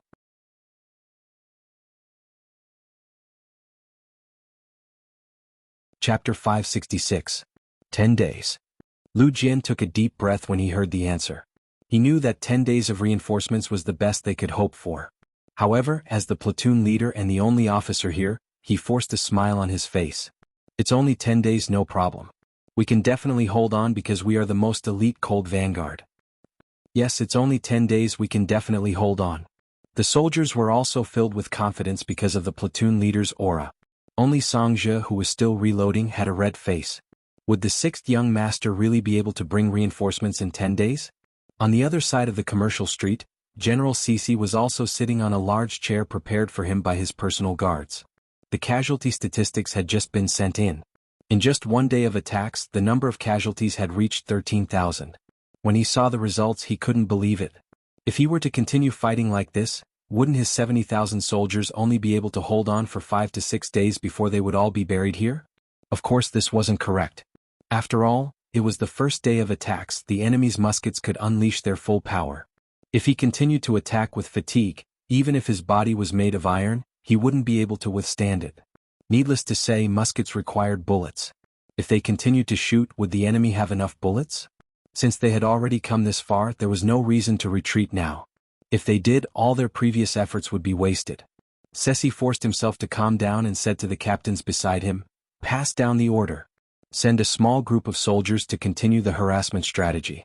The rest of the soldiers should take advantage of the time to rest. When the sun rises tomorrow, we will attack again. No matter what, we must take down this place by tomorrow morning." It was only a commercial street 3 miles away. Ceci was already prepared to cover the ground with corpses. He didn't believe that they wouldn't be able to take down this place by then. He had an absolute advantage in numbers. His soldiers could get a good rest. Even if he had to exhaust them, he would exhaust the 3,000 mercenaries to death. That night, gunshots were constantly heard. In such an environment, it was naturally difficult for the mercenaries to get a good rest, especially when the enemy would suddenly launch an attack when they wanted to rest. There were 2 times when the enemy almost rushed in. At dawn the next day, the enemy launched another fierce attack. 10,000 men and horses were gathered on both the north and south roads. It looked like they were going to charge into the business district at once. In order to deal with such a huge attack, the auxiliary and temporary auxiliary soldiers sacrificed another 500 men to stabilize the situation. When the battle once again reached the night of the same day, almost all of the original 8 battalions were injured, and only 3 battalions were still able to fight. Even the Cold Vanguard platoon on the watchtower lost 3 soldiers. They were all injured by stray arrows. After all, when 100 arrows were fired at the same time, there would always be a few that would enter the watchtower through the window. Even platoon leader Lu Jian's left arm was hit by an arrow. The bodies of the 3 fallen comrades were carried to the side, leaving the other Cold Vanguard soldiers with endless fighting spirit instead of sorrow. They were all prepared to die for a noble cause. That night, when Song Zhe came to deliver dinner, they all wrote their wills. After all, they did not know when the reinforcements would arrive. Looking at the current situation, not to mention 10 days, they might not even be able to defend for a day or 2. Don't worry, I will arrange for these wills to be kept safe. They will definitely be delivered to the 6th young master. If you die in battle, it will not be in vain. Your families will be taken care of by us, and your revenge will be taken by us. Song Zhe kept the wills in his arms as he spoke with tears in his eyes. After a day of attack, the Allied forces also suffered heavy losses. Another 10,000 men were lost. Fortunately, they could see that the mercenaries were at the end of their rope. Cece began to look forward to the arrival of dawn. At that time, he would launch the final attack. By tomorrow at this time, they would definitely be able to take down the business district and occupy the entire Hanei city. They would be able to announce their victory to the world. The torrent of bicycles continued to move forward in the darkness. Every bicycle had a glowing flashlight tied to the front. At this moment, they were under the leadership of Yang Qindong and were rushing towards Hanei city. The ones riding at the front were Yang Qindong and his men. The 6th young master, who was usually calm and collected, did not say a word at this moment. He focused all his strength on his legs. Fortunately, the quality of these bicycles was very good. Every one of them was man-made. Every small part was polished many times before being used. They would definitely not drop the chain at a critical moment. Once one learned how to ride such a thing, one could control it with one hand. They even ate while riding. Other than 2 hours of rest and 15 minutes for toilet breaks and recovery, they were basically always on the road. Knowing that the situation in Hanei City would not be good, under the leadership of Yang Qindong, A group of cold warriors rode from noon yesterday to the next day. They rode for more than 800 miles in 30 hours. Excluding the time for rest and sleep, their average speed was more than 25 kilometers per hour. Finally, they arrived at the outskirts of Hanei City in the middle of the night. It was here that they could see flashes of fire from time to time from afar. Needless to say, that must be the center of the battlefield. Young master, let's do it. Tiger's Mane's eyes were fixed on the city. His fists were clenched tightly. It was obvious that he was furious at the moment. The 2nd Regiment's cold vanguard warriors were also quickly gathering. The various battalions, companies, and platoons were checking their numbers and equipment. Although they were tired from the journey, they were still prepared to fight as soon as the order was given. Yang Qindong, whose eyes were shining from time to time, nodded. The earlier they entered the city, the less pressure Songzhe and the others would face. However, the choice of how to attack the city was also very important. Although attacking now was indeed unexpected, he did not want to scare the enemy away. He wanted all of them to stay here. Therefore he needed to plan carefully. Direct company stay behind. The rest of the soldiers should take the time to rest. 3rd Commander Wu Xing strode over and stood at attention beside Yang Qindong. Direct Company Commander Wu Xing reporting for duty. What? Are you afraid that there won't be a battle to fight? Yang Qindong did not know what to say when he saw the dignified regiment commander taking on the responsibility of a company commander. Isn't it more enjoyable to fight with the 6th young master? Wu Xing blushed and smiled. This was snatching military merit in front of the 6th young master. He wouldn't be unhappy, right? Yang Qindong obviously knew what kind of people these officers were, especially people like Wu Xing. It was as if he was born to fight. Once there was a battle, he would even forget about his wife and children. When it came to a big battle, he would immediately become the commander of the assault force. If you did not let him participate in the battle, it would be painful for him. Not wanting to dampen the enthusiasm of the officers, Yang Qindong did not refuse. Instead he said, since you want to be the vanguard, why don't we make a bet? You take your direct company and I'll take the 1st and 2nd Guard squad. Let's see who can take down the city gate first.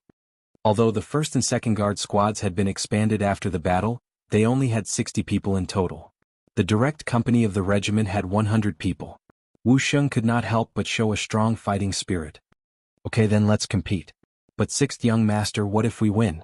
Seeing how confident Wu Xing was, Yang Qindong smiled. Hanoi City has a total of 4 city gates. If you want to beat me, you'll have to take down at least 3. Are you confident you can do it? Wu Xing was taken aback by this rhetorical question. He didn't know how to answer. On the other hand, Yang Qindong waved his hand casually. All right, if you can beat my guards, I'll give you 3 more machine guns later. Even for the Cold Front Regiment, each company only had 1 machine gun. If they had the chance to get 3 more, it would be equivalent to a lot of fighting power. Wu Xing was very happy. Then 6th young master, it's a deal. Normally they would not dare to talk to Yang Qindong like this. However, this was the battlefield and they had the heart to compete. Naturally they could be more casual. Guards, follow me. Yang Qindong was already a little impatient. After making a bet with Wu Xing, he led 60 guards straight to the south gate. Yang Qindong chose to break through the south gate first. Wu Xing began to order his direct company to choose the west gate. This was a competition with the 6th young master. Even if they could not win, they could not lose too badly. On the south gate, there were soldiers patrolling with torches from time to time. When Yang Qindong led the guards to the bottom of the city, they could even hear the voices of the Lansang Kingdom soldiers on the tower. Obviously their defense was very lax. No one would have thought that an enemy would appear at this time. Prepare the triangle anchor. Yang Qindong raised his head and glanced at the 10-meter-tall city gate tower. A look of disdain flashed across his eyes. With the anger in his heart, and with the help of some other items, climbing up the tower was just a matter of a blink of an eye. Usually they were responsible for the safety of the 6th young master. Now that they finally had a chance to show off their skills, the 60 guards of the 2 small teams were very excited. Everyone wanted to be the first to show off. In the end, the 10 guards who had the best performance in climbing were quickly selected and became the first batch to climb the city.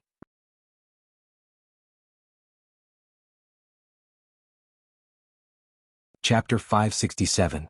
Give me 1. Yang Qindong reached out and took a triangular anchor from Chiovi's hand. He weighed it in his hand. Young master, you can't take the risk. While Chiovi was still in a daze, Tiger's Mane strode over and tried to stop Yang Qindong. After all, no one thought that the sixth young master would personally take action. What? Are you looking down on me? Yang Chendong tied one end of the rope to his waist and casually glanced at Tiger's mane. However, it was this calm attitude that shocked Tiger's mane. He had been with the young master for too long. No one knew better than him what his words and actions represented. Sometimes the calmer he appeared, the more it proved that he was really angry. Tiger's mane didn't dare to say anything. Chiovi didn't know about this. He stepped forward and said, "Sixth young master, you can't go to the front line as a member of the assault team." As he said that, he tried to untie the rope that was already tied to his waist. A strong force suddenly hit Chiovi's shoulder. He couldn't help but take a few steps back and almost fell to the ground. This also made his eyes reveal a horrifying expression. When training became a habit, even standing there would be rooted to the ground. As the captain of the first guard team, Chiovi was naturally skilled. However, the sixth young master only casually bumped into him and he almost fell to the ground. It wasn't that his lower body was unstable, it was just that the sixth young master was too strong. After showing his position in action, Yang Chendong looked at the other guards who still wanted to persuade him and said, "If any of you can beat me in a one-on-one, then you can stop me. Otherwise don't say anything." What kind of joke was this? The entire first guard squad wasn't a match for Yang Chendong even if they joined forces, yet he still dared to challenge him to a duel. Based on this sentence alone, everyone fell silent. Beta Persei, who hadn't reacted until now, lowered his voice and grabbed a triangular anchor. He wanted to show his support with practical actions. He wanted to be in the first echelon with the young master. After Tiger's mane reacted, he grabbed the triangular anchor to show his determination. "Okay, you're so heavy. Aren't you afraid that the rope can't hold you? If you want to go up, you'd better be in the second echelon." Other than Beta Persei being too heavy and not suitable for this kind of flexible work, the captain of the first squad, Chiovi, the captain of the second squad, Dao Xiao, and several vice-captains and squad leaders grabbed the triangular anchor respectively. They wanted to show their determination to support the sixth young master with practical actions. "Very well, hurry up. I hope you won't be a burden to me." After making a joke, Yang Chendong began to exert his strength. With a wave of his hand, the triangular anchor in his hand flew toward the top of the city wall as if it had grown eyes. Soon it was stuck at the junction of the battlements. He pulled hard on a climbing rope. After making sure that it was secure, he stretched out his feet and stepped on the battlements. His arms continued to exert strength and his feet moved quickly. His whole body flew straight up the battlements like a monkey. So fast. Although they were mentally prepared, when they saw Yang Chendong's figure quickly disappear in front of them, the guards couldn't help but let out a sigh. "What are you waiting for? Hurry up." Tiger's mane also looked at the battlements with everyone's gaze, but he quickly remembered his mission and threw the triangular anchor up the battlements. For a moment, the triangular anchors flew up rapidly as if they had grown eyes. Yang Chendong was the first to climb up the battlements with the help of the climbing rope. His speed was as fast as a fox, making it difficult for people to catch his speed. After jumping up the southern battlements, he flew toward a dark corner. His appearance didn't attract anyone's attention. He took a deep breath and calmed his breathing. His hand reached for his waist and a military knife appeared in his hand. Soon after, his figure flew out like a swallow in the clouds. His footsteps were extremely fast as he rushed towards a Lansang soldier who was walking around with a torch in his hand. His feet didn't make the slightest sound as he stepped on the ground. At this moment he was like a ghost, appearing and disappearing unpredictably. When he arrived behind the enemy soldier, he still didn't raise the enemy's guard. He raised his right arm and quietly placed the stiletto on the soldier's neck. His left hand covered the soldier's mouth and pulled back, causing blood to splatter everywhere. Ugh! He instinctively wanted to struggle, but how could he be Yang Chendong's opponent? This Zhonglan kingdom soldier's legs only forcefully kicked twice before his aura became weaker and weaker. After a breath of time, his head tilted to the side, announcing his death. After killing the nearest enemy, Yang Chendong reached out and took the torch from the other party. He stood up fearlessly and began to patrol the area just like the soldier before. However, his eyes continued to flicker as he imprinted the situation of the enemies in his mind. Then he began to analyze and make judgments. Swoosh swoosh swoosh. Tiger's mane and the others also climbed up the tower and came to a dark corner beside Yang Chendong. Without turning his head, Yang Chendong's left hand, which was behind his back, constantly made hand gestures, telling Tiger's mane and the others the exact location and number of enemies. "You guys go to the left, you guys go to the right. The rest of you follow me. After Tiger Mang saw Yang Qindong's hand gesture clearly, he continued to make arrangements. One by one the guards who had climbed up the tower began to disperse, each of them searching for their own targets. The Lansang soldiers were completely unprepared. They didn't think that someone would ambush them. They were still walking around the tower. Occasionally they would stop and chat to pass the time. In the face of such unprepared opponents, the guards were like dragons that were born. With the stabbing of their bayonets, the enemies were silently killed one by one. Every time one of them died, the torch in their hands would be replaced by another guard. In less than half an hour, almost 50 enemies on the south gate were all killed. From the beginning to the end, not a single sound was made. It was obvious how strong the guards were. "Young master, we have them under control." Tiger's mane broke the neck of the last enemy in his hands and walked to Yang Qindong's side. "Okay, leave one squad here to guard. Let them open the south gate and send more troops in. The rest of you follow me to the east gate tower." Yang Qindong said calmly, as if they had just killed a few stray dogs and not a few dozen human lives. Everyone held their torches and walked from the southern gate tower to the eastern gate tower in an open manner. Walking at the front was Yang Qindong. Taking someone by surprise would often lead to unexpected results. Perhaps no one would have thought that a person who launched a sneak attack would dare to appear so brazenly. Yang Qindong grasped this mentality. Once he got close to the enemies, they wouldn't have time to react. Why are those people coming from the south gate tower to us? What are they doing? A group of dozens of people holding torches was quickly approaching. Finally, they attracted the attention of the guards on the east gate tower. However, they were only paying attention. Everyone was just curious. No one thought that they were enemies. 30 meters, 20 meters, 15 meters, the distance was getting closer and closer. With the help of the light from the torches, the faces of both sides could be seen clearly. The guards also held their bayonets tightly and were ready to attack at any time. However, at this moment, a gunshot suddenly came from the west gate tower. A ray of light appeared. In this dark night, it was so eye-catching and so clear. When the gunshot rang out, Yang Qindong knew that something was wrong. Wu Sheng's whereabouts must have been discovered, and they had no choice but to use their guns. Since they were already discovered, there was no need to hide anymore. Yang Qindong fiercely threw the torch forward and immediately put away the military knife. Instead, he took out the Type 95 submachine gun that he carried on his back. Da-da-da-da-da. Without giving the enemies any time to react, Yang Qindong raised his gun and fired. Relying on his sharp senses and proficiency with firearms, every time a bullet was fired, an enemy holding a torch would fall to the ground. Attack. Behind him, Hu Mang and the others were only half a beat slower before they raised their guns and fired.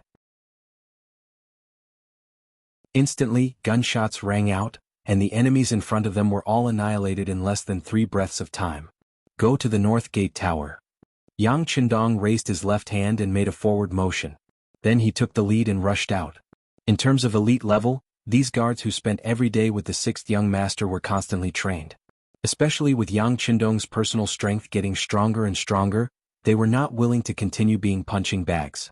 As the saying goes, the greater the pressure, the greater the resistance. The guards would train whenever they had time and strive to break through their personal limits. Leading such a team was really successful. On the north gate tower, there were only bursts of gunshots. There were no casualties and dozens of enemies were killed on the ground. Wu Sheng and the company under his direct command had just finished off the enemies on the west gate tower. The enemies on the south, east, and north gate towers were all wiped out. Close the 4 cities. Don't let the enemies escape. Yang Qindong, who gave the order, had a cold expression on his face. It was obvious that he was really angry at this moment. After the order was given, the 3 regiments of Cold Vanguard outside the city were divided into 4 groups. They guarded the 4 city gates respectively. Then they began to push from the outside to the inside. The 3 of them formed a group. Under the 3-on-3 tactic, the unprepared enemies fell to the ground one after another. Many of them did not understand what had happened until the moment they died. How could there be enemies behind them? The news that the 4 city gates leading to the outside world had fallen quickly reached the ears of the commanding general, Ceci.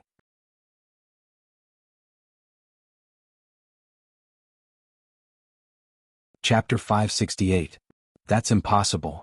After hearing the news, Sai Sha, who had just fallen asleep, immediately sat up on the bed and wiped his face forcefully. Obviously he wanted to see if he was still dreaming. Perhaps he rubbed his nose too hard, but Sai Sha had no choice but to face the reality. How many enemies are there? Have you figured it out? General, there are a lot of enemies. Their firepower is very strong. Our brothers couldn't stop them at all. The captain who came to report said with a sad face. How can there be so many enemies?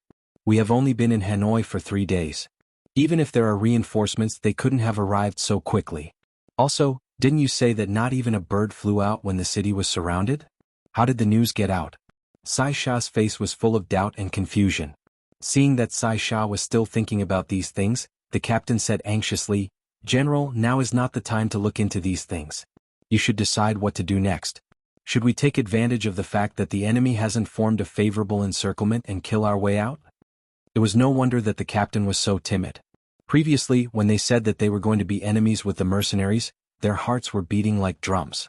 It was only when they really entered Hanoi City and suppressed the mercenaries that they could finally relax. Especially when they knew that the number of mercenaries that were surrounded was very small, and they didn't have many elites. They really did have the idea of eliminating the mercenaries. But now, the main force of the mercenaries had appeared. From the short battle, there was no doubt that they were the elites of the elites. In the first 3 days of fighting, they had lost nearly 30,000 soldiers. Now that they had to face the main force of the mercenaries, how could they not be afraid? The captain's face was full of fear. When Sai Sha saw it, he couldn't help but curse in his heart. This time, he came to Hanoi with the intention of making a name for himself. Now that his army had suffered such heavy losses, if he still couldn't conquer this place, even if he managed to escape, wouldn't he be laughed at by others? No, we can't retreat. There aren't many enemies left in the commercial street, we must rush in. As long as we occupy that place, we can obtain countless gold and silver, and even advanced firearms. That way we will have a foothold. As long as we can defend the place, the news will spread quickly and reinforcements will arrive. When that time comes, we can attack from both sides. No matter how strong the mercenaries are, they won't be able to defend themselves. That will be the time for us to make a great contribution. As expected of a ruthless general, not only did he not run away in the face of Lung Feng's attack, he even chose to fight to the death. This seemed to have inspired the major commander, who also saw some hope. General, can we really do it? Why not? We still have more than 40,000 people. Even if we discount them, we still have 20,000 people left. Can't we defend the business district? At that time we will also have the firearms of the mercenaries. What will we be afraid of? Sisi said viciously. He then walked out of his bed and called for a group of guards to carry out a new plan of attack. On the watchtower, Lu Jian was sleeping with a Type 95 class machine gun. He needed to rest up and prepare for the battle at dawn. Suddenly, the sound of gunfire from afar woke him up. He took out his binoculars and looked into the distance. His face lit up. It's the reinforcements. The reinforcements have arrived. Really? Governor Song Zhe, who also heard the gunshots, rushed to the top of the building just in time to hear this sentence. That's right. The reinforcements must have arrived. But I don't know if they are the main force of the 6th Young Master's Lung Feng. Lu Jian said with uncertainty. After all, it had only been 2 days since the telegram was sent. How could they arrive so quickly? Speaking of which, if the telegram wasn't out of power, they would have received the telegram from Yang Qindong. No matter who they are, as long as they are reinforcements, they are our hope. But we still have to prepare for the worst and prevent the enemy from launching a fierce attack. Song Zhe couldn't be sure that the reinforcements were the main force of the 6th Young Master and the Lung Feng. But no matter what, there was still hope. Just as Song Zhe finished speaking, one of the Lung Feng soldiers said, "The enemy is gathering. It looks like they are really going to launch a fierce attack." Song Zhe and Lu Jian heard this and came to the window. They looked down and saw the soldiers of the Lan Song Kingdom gathering. The two of them looked at each other in silence. Their expressions didn't look too good. But some things were already here. It was useless to be afraid. Song Zhe said to Lu Jian, "Platoon leader Lu, I will have to trouble you. Please try your best to stop the enemy. I will go down and inform the other units to prepare for a full counterattack." "Thank you, Governor Song." Looking at Song Zhe's bloodshot eyes, Lu Jian felt sorry for him. He hadn't slept for 3 days. The auxiliary soldiers, temporary auxiliary soldiers, and the Vietnamese mercenaries in the commercial street were all mobilized. More than 5,000 people gathered together. This was their last force. Victory or defeat depended on this. Just as the street was ready, the Lan Song Kingdom soldiers sounded the attack horn. In the dark night, countless enemies rushed over with swords, spears, and clubs. Perhaps they knew that this was their last hope.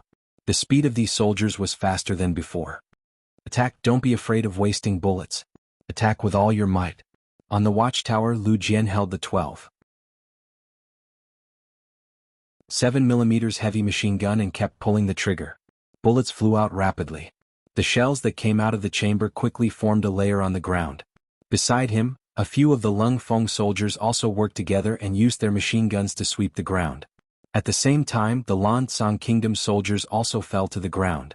After 3 days of continuous fighting, the number of iron shields in the enemy's hands was very low. It was difficult for them to block the bullets of the machine guns. However, the Lung Feng soldiers were too few in number.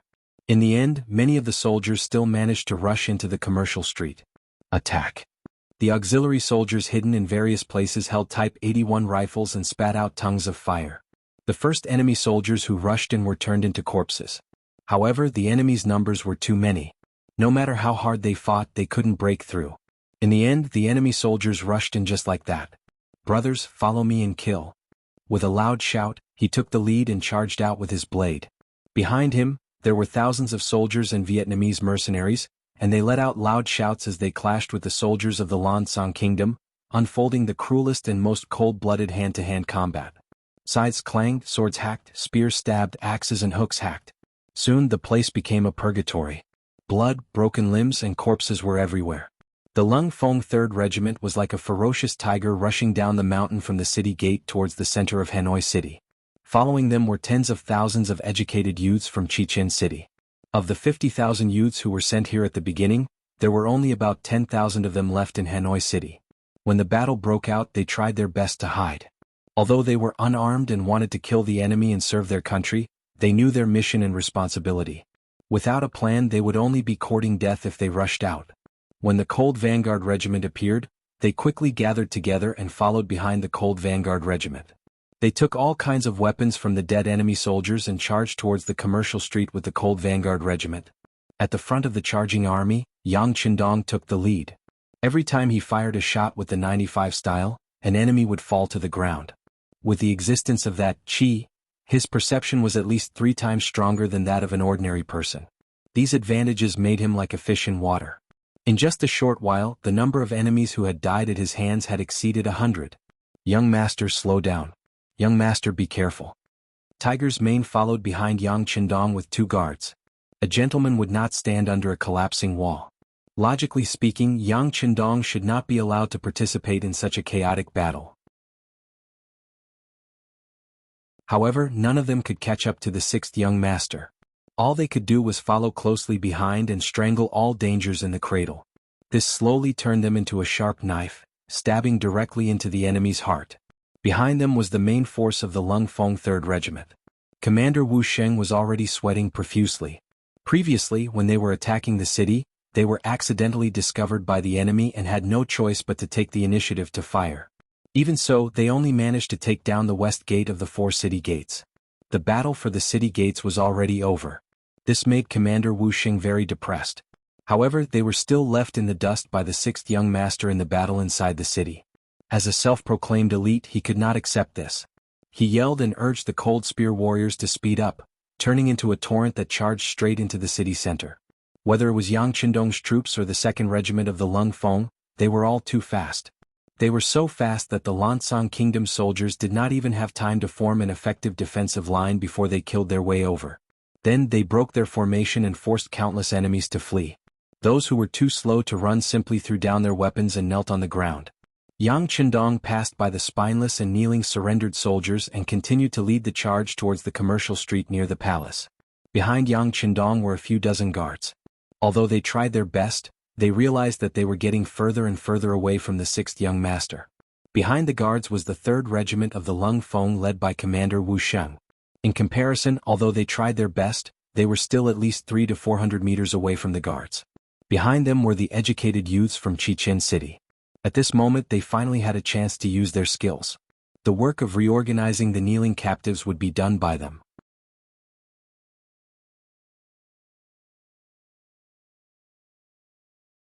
Chapter 569. The gunshots never stopped from night till dawn. When a white light slowly rose from the horizon, Yang Qindong was already 1 kilometer away from the commercial street. It was obvious that there was a group of people shouting here. After dodging to a corner, Yang Qindong took a deep breath. Then he loaded a new magazine with the Type 95 in his hand. He couldn't remember how much ammunition he took out from the warehouse. Young master. During this pause, Tiger's Mane and the others finally caught up. Then they leaned against the corner to rest. This night, they had been killing enemies and chasing after the sixth young master. They didn't feel anything before, but now that they had a chance to rest, the fatigue immediately filled their bodies. How is it? Very tired, right? Bear with it, the battle will be over soon. Yang Qindong's gaze swept over the team members and revealed a smile. Yang Qindong had been charging at the front line all this time. He should be far more tired than the others. In particular, his perception had always been in a very tense state. Because of the existence of the ki, he felt tired, but it wasn't that strong.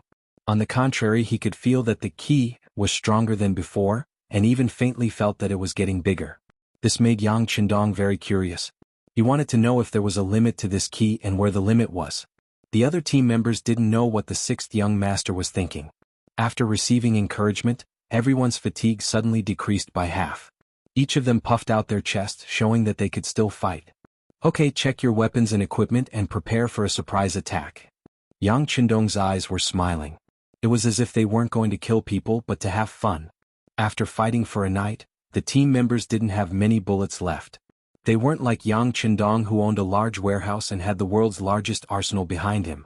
But the remaining bullets were no problem for a round of attack.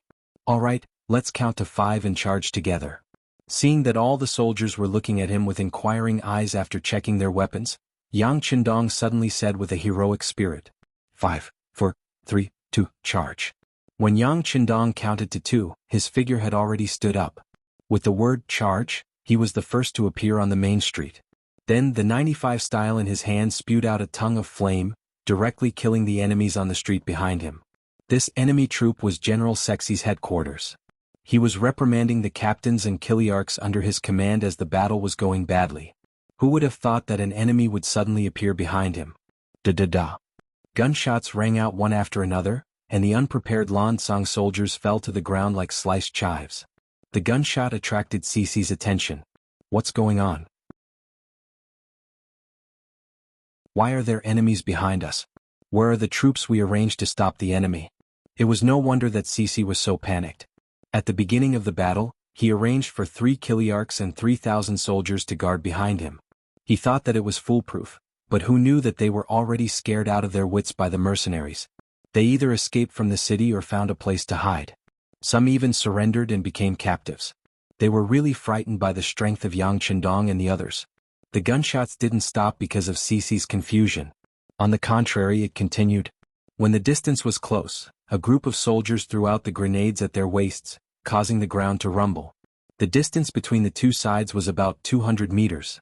This was the most effective distance for firearms. On the other hand, the weapons in the hands of the Lansang soldiers were like toys in the hands of children. They were not of any use at all. Hold on.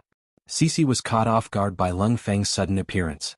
Only when many of the soldiers in his line of sight had fallen to the ground did he react. He loudly gave out orders as he fled to a nearby street under the protection of his personal guards. The mercenaries in the commercial street were getting weaker and weaker after a few rounds of attacks. Originally, 1 or 2 more attacks would have been enough to clinch victory. The sudden appearance of the cold front made Cece's plan fall through. He had no choice but to escape to another place. Wanna run? Yang Qindong's eyes spat out flames of anger. With his inhuman eyesight, he naturally saw that there was a general wearing golden armor among the people escaping. If he guessed correctly, he should be the leader of the mercenaries.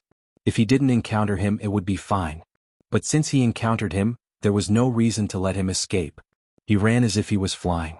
With a leap, he jumped onto the roof of a house and threw out a sentence to Tiger's Mane behind him. I'll chase after the enemy. You guys are responsible for cleaning up this place. With that, Yang Qindong disappeared from the sight of Tiger's Mane and the others. Everything happened too quickly. In addition to a night of killing, even Tiger's Mane and the others felt a little exhausted. They definitely couldn't keep up with the young master's speed. Qiu V Dao Xiao, you guys are responsible for settling the matters here. Beta Persei, let's go. Even though he was very tired, Tiger's Mane still decided to chase after him. This was a display of loyalty. Tiger's Mane and Beta Persei left. Behind them, a few members of the first guard team followed. Ba Dao Jiang, Peng Yu and the others were among them. Their thoughts were the same. They absolutely couldn't let the sixth young master take the risk. In fact, if it weren't for the fact that they were physically exhausted, they would have followed behind Yang Qindong. Cici naturally didn't know that he had been targeted. When he left a group of people to guard the place, he thought that he was already safe. So when he walked to another street with nearly 100 of his personal guards, his originally nervous heart had already relaxed. It was early in the morning and the battle in the commercial street had already lasted for 3 days. The people in the vicinity had already fled. On a relatively spacious street, there was only Cici and nearly 100 of his subordinates. This time we were unlucky. The mercenaries came just in time. But it doesn't matter. After this battle, at least we know that they are not invincible. After I leave the city and regroup, they definitely won't be so lucky the next time they come. Cici's face was unconvinced. It seemed like he was cheering for his subordinates, but it also seemed like he was cheering for himself. While walking, Cici said this. That's right. With the general's divine power, even the mercenaries are no match for you. Immediately, a personal guard flattered him. Ha ha ha. Hearing the flattering words of his subordinates, Cici laughed and completely forgot that he was scared shitless when he saw the mercenaries. This army that didn't look like a failure at all was actually laughing at this time.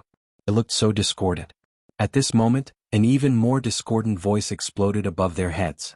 Bah! It's just a group of clowns. How dare they boast so shamelessly? Who is it? Who is it? Where is he? As soon as they heard the reprimanding voice, Cici and the others quickly looked over and saw Yang Qindong standing on a 5-meter-high roof. Of course they didn't know who Yang Qindong was. But they could see that the opponent was only one person. Although this person was holding a firearm that they had never seen before, 100 people against one person still gave them enough courage. You're only one person and you still dare to show your face. You really don't know how to write the word death. Come, let's attack together. Cici's eyes flashed with a fierce light. His gaze was more focused on the firearm in Yang Qindong's hand. He thought that this battle was already over, but if he could snatch an advanced firearm, then this trip would be worth it. The fact that 100 people could fight one person gave the other personal guards a great deal of confidence. After receiving the general's order, they clamored and surrounded the rooftop.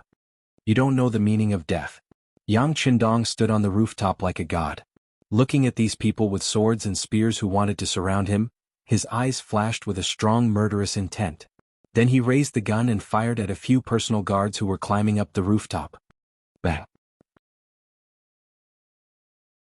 A loud sound was heard, followed by the sound of a small landmine explosion. The pitiful personal guards who were climbing up the rooftop didn't even know what was going on before they were blown away. The personal guard who was hit by the gun was directly blown into pieces. His flesh and blood splattered everywhere. Yang Qindong was holding a shotgun in his hand, and it was the latest model. The power of a small cannonball was not just for show. When this shot was fired, the range of the shot encompassed a radius of 4 to 5 meters. How could swords and spears block this shot? One shot actually had such a shocking effect. Cici's mouth suddenly opened so wide that an egg could be stuffed in. It could be seen how shocked he was at this moment. The other personal guards weren't any better. A few personal guards who wanted to climb up the rooftop in another direction suddenly stopped their actions. Then they stood there helplessly, not knowing what to do. They didn't know what to do, but Yang Qindong could teach them.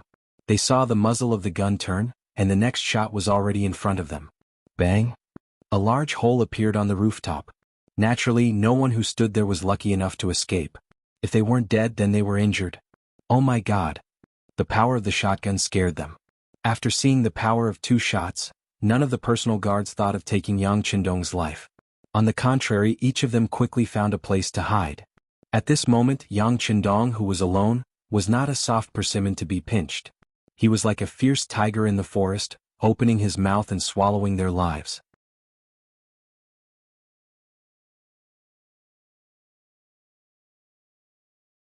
Chapter 570. Peng Peng Peng. Shot after shot, hitting the bodyguards who were running in all directions. One bodyguard after another fell to the ground, screaming and wailing, giving people a feeling of fear. What kind of weapon is this? Shi rushed into a house under the protection of a few bodyguards. At this time he was in a very sorry state, his face full of fear. Just now, he had seen with his own eyes that 3 personal guards were hiding behind a thick wooden plank. However, when the gunshot rang out, a large hole was blasted in the wooden plank. The three people who were hiding were also blasted 3 to 4 meters away. This kind of powerful lethality completely defeated his arrogance. At this time he only had one feeling, and that was to quickly escape from here. Otherwise he really didn't know where he would be safe at this time. Ping, ping, ping, the sound of gunshots and explosions were endless, one after another. After the first explosion, there were always a few screams, which meant that more bodyguards were shot and died, or were seriously injured and lost the ability to fight. General, what do we do? A guard asked Cece with a pale face. His trembling legs represented his fear and nervousness at this moment. Think of a way to rush out. After all, he is only one person. Saishi was also frightened, but after all he was a general, so he was able to quickly calm down. It was just that he was already very restrained, and no longer wanted to take Yang Qindong's life like before. The advanced firearms were already a headache, and this could be seen from the daily battle casualties that reached almost 10,000. Not to mention the cannons, the difference of one word meant that it was indeed an existence that could not be surpassed. Just in terms of momentum, the shotgun was already far superior to the 81 rifle and the 95 style. Let's split up and rush out. Saishi forced himself to calm down and tried to make his voice sound calm, then pointed at the 3 bodyguards beside him. You 3 run out in different directions, the others follow me. You have to remember he is only one person, and it is impossible for him to shoot at all of you at the same time. The personal guards were used to obeying the general's orders, especially when they thought that there was only one enemy. If they fled in all directions, their chances of survival should be very high. A few personal guards looked at each other and nodded before rushing out of the house in different directions. Yang Qindong, who had already put away the shotgun, took out a Type 95 5.8mm machine gun from the big warehouse. The gun's empty weight was 3.95 kilograms, 840mm long, 600 shooting range, and was fed by a 75-round drum. Compared to the shotgun that could only hold 6 rounds, this Type 95 machine gun's performance was a bit more powerful. The only difference was that it was not as powerful, but in front of the bodyguards were already scared out of their wits. It was nothing. Just as he reloaded a new magazine, he saw someone rushing out of the house. A cold light flashed in Yang Qindong's eyes. How could he be polite? He shot out a few shots, and the 3 guards who were fleeing in 3 different directions fell to the ground with a plop. Rush out. Saishi heard the sound of gunfire outside and knew that his chance was here. He yelled and brought the only 3 bodyguards with him out of the house. But right after he rushed out, he clearly saw the bodyguards' bodies on the street, including the 3 bodyguards who just rushed out. Saishi instinctively stopped and looked up at the roof. What he saw was Yang Qindong holding a Type 95 machine gun with a face full of killing intent. 222. After a few shots, the remaining 3 bodyguards fell backwards. If you looked closely, you would see that they were all shot in the forehead. For a machine gun to be able to hit the bullseye, it could be seen that Yang Qindong's familiarity and accuracy with guns had reached a new level. With a putong sound, Saishi also knelt on the ground. Different from the other bodyguards, his legs were shot. The powerful penetrating force of the machine gun shattered his leg bones, causing him to lose the ability to stand up. General? Shouts came from the houses on the side of the street. Some bodyguards rushed out as if they didn't care about their lives. Personal guards were indeed personal guards. Their loyalty to the general was many times higher than that of ordinary soldiers. But the reality was that their actions were completely useless. They could only become souls under the gun. 222. The muzzle of the gun spat out a tongue of fire. Then the bodyguards fell to the ground one by one. None of them could reach Saishi's side. Seeing everything that happened, Saishi forgot about the pain in his legs. Because at this moment, his heart was in even more pain. The moment he mustered the courage to look up, he saw Yang Qindong standing on the roof like a devil. He made people feel a deep fear from the bottom of their hearts. The gunshots finally stopped, and the whole street instantly became quiet. None of the bodyguards were alive. The only ones who could breathe were Yang Qindong standing on the roof and Saishi, who was trembling on the ground with bleeding knees. Young Master, Tiger's Mane and the others finally appeared. When they saw Yang Qindong on the roof safe and sound, they couldn't help but breathe a sigh of relief. Then they were deeply shocked. They were frightened by the scene in front of them. The street was full of corpses and there were nearly 100 of them. This was all done by the 6th young master? Badeo Jiang said as he couldn't help but gulp. 1 against 100. Although they had the advantage of advanced firearms, it wasn't something they could do. That should be the enemy general who caused trouble for us this time. Capture him and we'll have a public trial later. Right, bandage him up. We can't let him die so quickly. Jumping down from the roof, Yang Qindong walked to Tiger's Mane and Beta Persei. At the same time that Saishi was captured in front of the commercial street because of the appearance of the guards in the 3rd Regiment of the Cold Front, the Lansang soldiers here were first defeated, then kneeled and surrendered in front of the powerful forces. The crisis of Hanoi City was resolved. At the entrance of the commercial street, Yang Qindong stood there and looked at the mess in front of him. On the commercial street after the war, some guns were completely smashed, and machine gun parts were scattered all over the ground. The bodies of the martyrs were in various positions. Some were hugging the enemy's waist, some were hugging the enemy's head, some were choking the enemy's neck, some were pressing the enemy to the ground, and some were burning together with the enemy. There was also a soldier who was still holding a grenade in his hand. His body was covered in brain matter. The brains of the Lansang soldiers who died with him were splattered all over the ground. Another soldier was holding half of the enemy's ear in his mouth.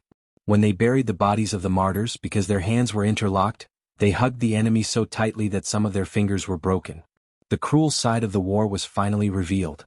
In this battle, a platoon of the Cold Front soldiers had lost 6 people, and more than 10 were injured. Of the 2 battalions of auxiliary soldiers, only 1 company was left standing. Of the 6 temporary auxiliary battalions, only 1 battalion survived. Of the 10,000 Vietnamese mercenaries led by Hong Jin, only less than 1,000 were left. This battle was the worst loss the mercenaries had suffered since they set out on the battlefield.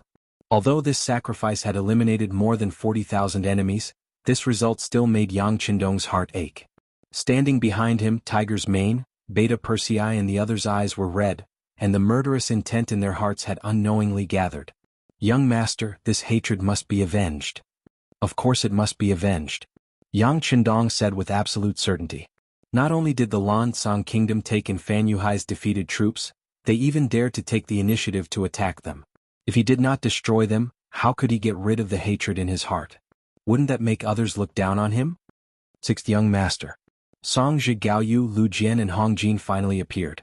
From their bodies one could see heavy fatigue. It was obvious that the 3 days and 4 nights of fierce battle had consumed a lot of their energy. As soon as the 4 of them appeared, they had a guilty look on their faces. With such a heavy loss this time, they did not know what kind of punishment they would receive. Although they had worked hard in the process, the result was still unbearable.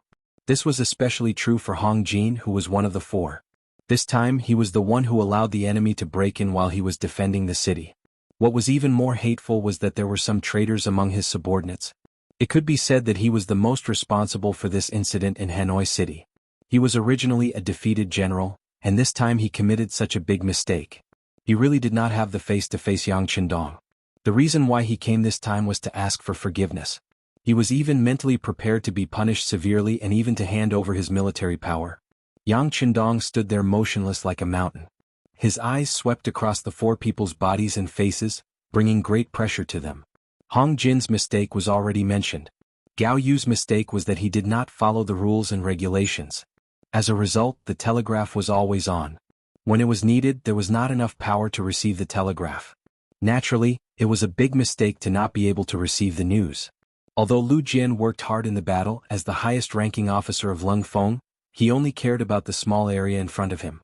He did not think about commanding the auxiliary troops, did not help this force, and did not even arrange for them to be on the watchtowers.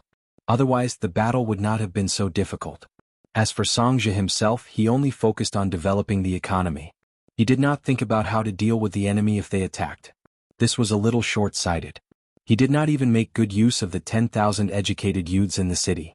This was also a big mistake. The 4 people who had made mistakes at this moment, no one dared to look at Yang Qindong. They all lowered their heads, waiting for the result of their punishment. Sigh. With a sigh, Yang Qindong knew that they were wrong. However, this was not what they wanted to face. It was because of their limited vision. He believed that with this experience they should know how to deal with it in the future. You have worked hard. After sighing, Yang Qindong did not blame them. Instead, he encouraged them to say such a sentence.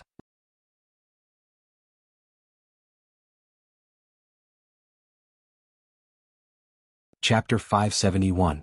They were waiting to be reprimanded, even prepared to be punished severely and transferred from their original posts. Who would have thought that Yang Qindong would say such a thing? What did he mean? Was he praising their efforts? The four of them raised their heads in confusion. Yang Qindong knew that there were some things that had to be explained clearly. Your performance in this battle was not bad. No matter what, you were able to persist until the last moment. Moreover, from the reaction at the beginning of the battle, it was very commendable to be fearless in battle and fearless in death. If I must point out your mistakes, it would be your inexperience and lack of preparation. You were too careless. You thought that with the name of mercenaries, everyone in the world would be afraid of us and no one would find trouble with us. This is wrong. His tone was not very harsh. It was just the truth, but it was enough to make Song Zhe and the others reflect. In this battle, unless Yang Qindong happened to be in Hanoi City, no one would have handled the matter better than Yang Qindong. Naturally, they could not blame anyone else. In ancient wars, when the city gate was opened, it was equivalent to the city falling. The fact that Hanoi City did not change hands was already very good. There was no reprimand or punishment as expected. Instead, it was Yang Qindong who reasoned with them and talked about his experience. It was only a 2-hour conversation, but it had benefited them greatly. They believed that if the same thing happened a second time, there would be a huge reversal. Perhaps they would not need any reinforcements to drive out the invading enemy. Song Zhe and the others finally turned around to rest. First, they had been fighting continuously for the past few days. Whether it was physically or mentally, they were too tense. They needed a good rest to adjust their body's condition. Second, they also needed to digest some of the words of the sixth young master and then come up with a plan to deal with any unexpected events. The others went to rest, but Yang Qindong did not. Instead, he went to the palace and began to deal with the matters that had happened in the past few days. 4 hours after Hanoi City was recaptured, the information from all sides was sent over. It turned out that it wasn't just Hanoi. Shiyu City and a few other major cities in Jiaoji were also under attack. The only difference was that their opponent was the former Jiaoji's fugitive, Fan Yuhai. However, according to the reports, Fan Yuhai had yet to use his full strength. It seemed that he was waiting for the results of the battle in Hanoi City. This allowed Ruan Chunqing, Chindi, and the others to barely hold on to the city without suffering too many losses. Just a bunch of flies. Tell Commander Wu Sheng to send out the 3 battalions under his command. Take the initiative to attack in companies. If you see any enemy that refuses to submit, kill them. Yang Qindong's face was cold as he gave the order. If it wasn't for the fact that Hanoi City needed someone to hold the fort and the main force was still rushing towards Hanoi City from the sea, Yang Qindong would have personally dealt with Fan Yuhai. He had a feeling that the reason why the Lansang Kingdom had the guts to take the initiative to attack Hanoi City was because of this person. Do you want to retake Jiaoji? Very well, let's see who's the real deal. Yang Qindong, who owned the warehouse, naturally had a domineering aura that looked down on the world. With the help of the 10,000 or so educated youths, Hanoi City was quickly restored to its original state. The corpses on the streets were carried away and the blood that flowed out was washed clean. On the surface, there didn't seem to be any difference. However, if one had to point out a change, it would be that there was an additional large Jingguan outside Hanoi City. The Jingguan was made up of the heads of over 40,000 people. Beside the Jingguan, there were a few tall wooden pillars with the corpses of Sai Shi and a few others hanging on them. Yang Qindong wanted to use this method to send a message to those who were plotting against him. This is the result of making an enemy out of me. 5 days later, the 2nd Regiment of Lung Feng, 20 auxiliary battalions and 50,000 youths from the 2nd batch arrived at Hanoi City. They were warmly welcomed by Song Zhe and the rest. Especially when Song Zhe knew that these 50,000 youths were once part of the militia and had a certain level of military experience, he was extremely excited. He had already come up with a military plan to turn every citizen into a soldier and had received Yang Qindong's approval. Turning every citizen into a soldier meant that the citizens would still be citizens and would do whatever they were supposed to do. However, once the city was in danger, every citizen would be turned into a soldier. The youths who had received a certain level of military training would be the main force while the rest would be the support. They could take out weapons from the city's treasury and quickly arm them into combat personnel. Once they achieved merit in the war, they would receive generous rewards and so on. With Yang Qindong's approval, Song Zhe even added another condition to the plan. That was, those who performed outstandingly in the war could be considered to join the Lung Feng. Just this condition alone was enough to move the hearts of countless educated youths. In Hanoi City, the most glorious thing to do was to join the Lung Feng. There was a saying that if one person joined the Lung Feng, his whole family would be honored. Let's put it this way. As long as one member of your family joined the Lung Feng, no matter where you went, you would be looked up to. No matter what you did, you would have more advantages and benefits than others. The reason why they became educated youths was not because they did not want to join the Lung Feng, but because the Lung Feng's assessment was only held twice a year and the number of recruits was limited. Since they could not get a spot, they thought of other ways to contribute to the development of Hanoi City. Now there was a chance to join the Lung Feng. Unknowingly, these educated youths had a desire to join the Lung Feng. That way they would have a chance to join the Lung Feng. 2 batches of educated youths would make up 100,000 people. Not only did they have a certain level of military training, but they were also very educated and very young. These people were undoubtedly highly sought after by Governor Song. However, after these people were divided into different cities, under their leadership, they would definitely become a very powerful force. If used well, they would no longer have to fear other enemies. After handing over the matters of Yunnan province to Song Zhi, Yang Qindong began to think about how to deal with the Lansang kingdom. In Yang Qindong's eyes, the deal was naturally different. This deal was to destroy the kingdom. Originally, he wanted to wait for the matters of Yunnan province to settle down before dealing with the Lansang kingdom. However, since the other party had made the first move, they could not blame him for making the first move. The Lung Feng's 3rd Regiment had already returned from the various cities. Just as Yang Qindong expected, the moment the Lung Feng appeared, Fan Yuhai immediately retreated with his men. Obviously, he knew that with his 50,000 men, it was impossible for him to win against the powerful mercenaries. With the return of the Lung Feng's 3rd Regiment, the matter of setting off for the Lansang kingdom was also brought forward. In a mere 5 days, the preparations for the war against the Lansang kingdom were completed. In order to take revenge for the destruction of Hanoi, this time, Yang Qindong mobilized the 2nd and 3rd Regiment of the Lung Feng's 20 battalions and the 30,000 Vietnamese mercenaries led by Hong Jin Ho, a total of 50,000 men. According to Yang Qindong's plan, once they took down the Lansang kingdom, Chichen City would mobilize another 50,000 young men to complete the remaining tasks. Ships of military supplies were transported from Chichen City to Yunnan province and sent to the various troops. The 40,000 mercenaries marched out of Hanoi City's west gate and headed straight for the Lansang kingdom. Their first destination was Heping County, which was next to Yinglu City in Yunnan province. Heping County was next to the Jiaozhi region and was one of the most important cities of the Lansang kingdom. There was a 3,000-strong Lansang army here.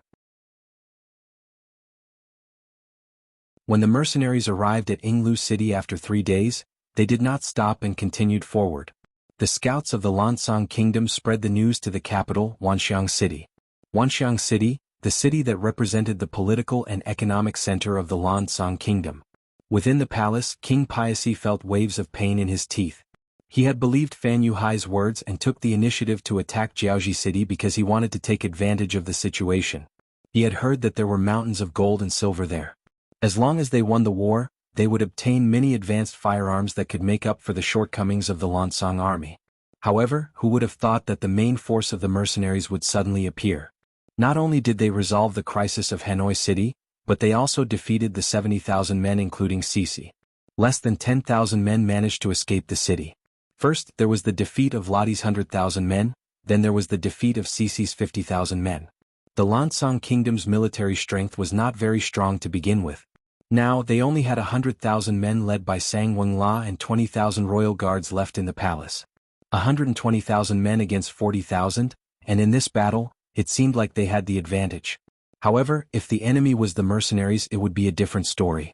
Who didn't know that the mercenaries had the most advanced firearms in the world? Who didn't know that the mercenaries were used to winning when they were outnumbered? Where is Fan Yuhai? His face was burning with anger. Now, Piaci hated this general who had escaped from Jiaozhi.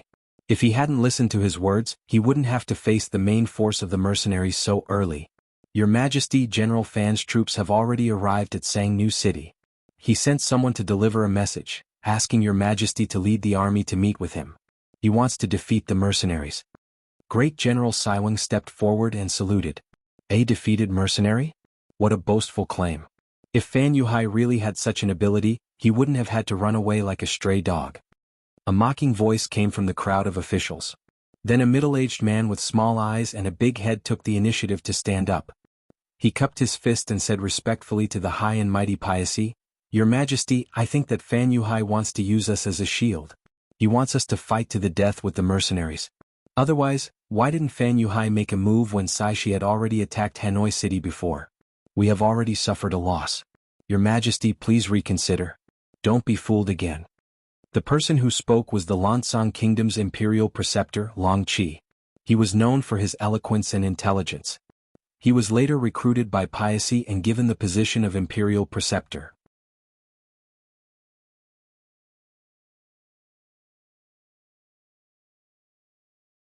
Chapter 572. It could be said that if Sang Wenla was the representative of the military, then Long Qi was the representative of the civil officials. When such a person stood up to express his opinion, he quickly received the support of many civil officials below. Not only that, some people simply talked about the previous sneak attack on Hanoi City. They accused it of being a mistake and playing with fire. It would only put the Lansang Kingdom in danger. Since ancient times, civil and military officials could not coexist. This was determined by their nature. Just like how military officials could only show their usefulness on the battlefield, civil officials needed the world to be peaceful. Only then could they display their talents. Once a war broke out, their abilities would be of little use. This was also why in history, whenever a war broke out, the civil officials would always advocate for peace while the military generals would always advocate for war. Piaci was still sitting on the high seat and watching everything with a smile. For an emperor, the balance of power represented their means. Civil and military opposing each other, this was what he wanted to see from the bottom of his heart. But when he saw the morale of the civil officials getting higher and higher, Sang Wenla and the other military officials slowly stopped talking and kept silent, he also saw that something was wrong. He hoped for the balance of power, but he definitely did not want to see either side getting bigger. Enough. Seeing that the situation was completely one-sided, Piaci finally had to stand up and speak. With this shout, the hall quickly quieted down, showing that King Piaci's authority was still very strong. The matter of the alliance with Fan Yuhai was discussed before. How can we break the agreement? Besides, the mercenaries first attacked General Lodi and killed him.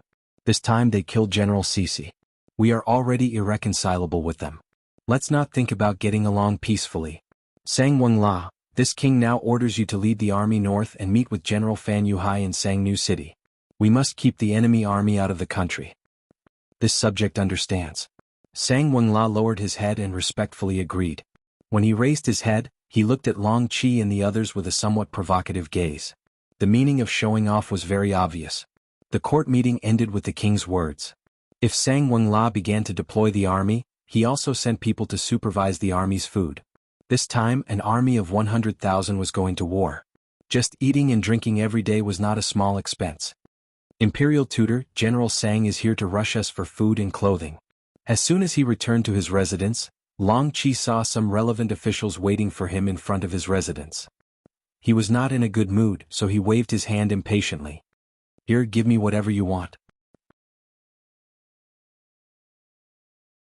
State Preceptor, there are very few military supplies left in the national treasury. Do we have to take them all out at once? A few officials asked with constipation on their faces. They couldn't be blamed for being in such a difficult situation. First, 100,000 soldiers were defeated, and then 50,000 soldiers were defeated. Along with them, there were also a lot of military supplies. After a few battles, the inventory in the national treasury was getting smaller and smaller. And this time, Sang Wenla was even more greedy. He wanted the weapons and clothes of 100,000 people. This was already their limit. If they really took out the weapons according to this request, the treasury would be empty. If there was a need, they would not be able to take out anything. At that time, once the king gave the order, what would they do? That was why he came to seek advice from the imperial tutor. Very few? Haven't you been forging weapons and military uniforms? Long Qi asked with a frown. As the state preceptor, there were too many things he needed to manage. It was impossible for him to be clear about everything. A few officials had a difficult expression as they replied. If it's imperial tutor, we have been working hard. However, the consumption is too great. Right now, many of the weapons have only been polished for the first time. They only look like they have taken shape, but there is still a long way to go before they are tough enough. Yes, imperial tutor. It's the same for military uniforms, shoes, and hats. Only a part of them has been made. The rest are only half finished. We still need many embroiderers to work overtime for at least 2 months before they can be completed. The few subordinates were talking at once, which allowed Long Qi to have a better understanding of the situation. It was precisely because he understood enough that he raised his eyebrows slightly, and a strange look that no one knew flashed in his eyes. Then he quickly regained his calm. After muttering to himself for a moment, he said, "So that's the case. It's been hard on you. Sai, speaking of which, it's all because those generals only know how to fight. They don't care about your feelings at all. Since that's the case and they are in a hurry, then just give them the half-finished products." Hearing Long Qi's reply, the few officials were stunned. They had an incomprehensible look on their faces. "What? You don't want to? If you don't want it, then go and explain to them yourselves. This imperial tutor doesn't care anymore." Seeing that these people didn't seem to agree with his idea, Long Qi angrily turned around and was about to walk into the mansion. This frightened the officials. They quickly stopped Long Qi's footsteps and asked, "If we give them the half-finished products, then once they find out about it on the battlefield, what should we do? If they find out, then so be it. They are overestimating themselves. Besides, this time we are supposed to cooperate with Fan Yuhai in the battle. It's just a show of strength. Of course, if you have other ideas, then you can think of them." Long Qi said with an indifferent attitude. If there were other ideas, would they still ask for Long Qi's opinion? Thinking that there really wasn't a better idea, and that the soldiers were all like wolves and tigers. They looked like they would be beaten up at any time if they didn't give them the items. In the end, these officials made up their minds. After all, this idea came from Imperial Tutor Long Qi. If something happened, they wouldn't be alone. In the end, all of them expressed that they would listen to the order and left the Imperial Tutor's mansion. His ears finally quietened down. Long Qi strode towards the backyard of the mansion. "All of you wait outside.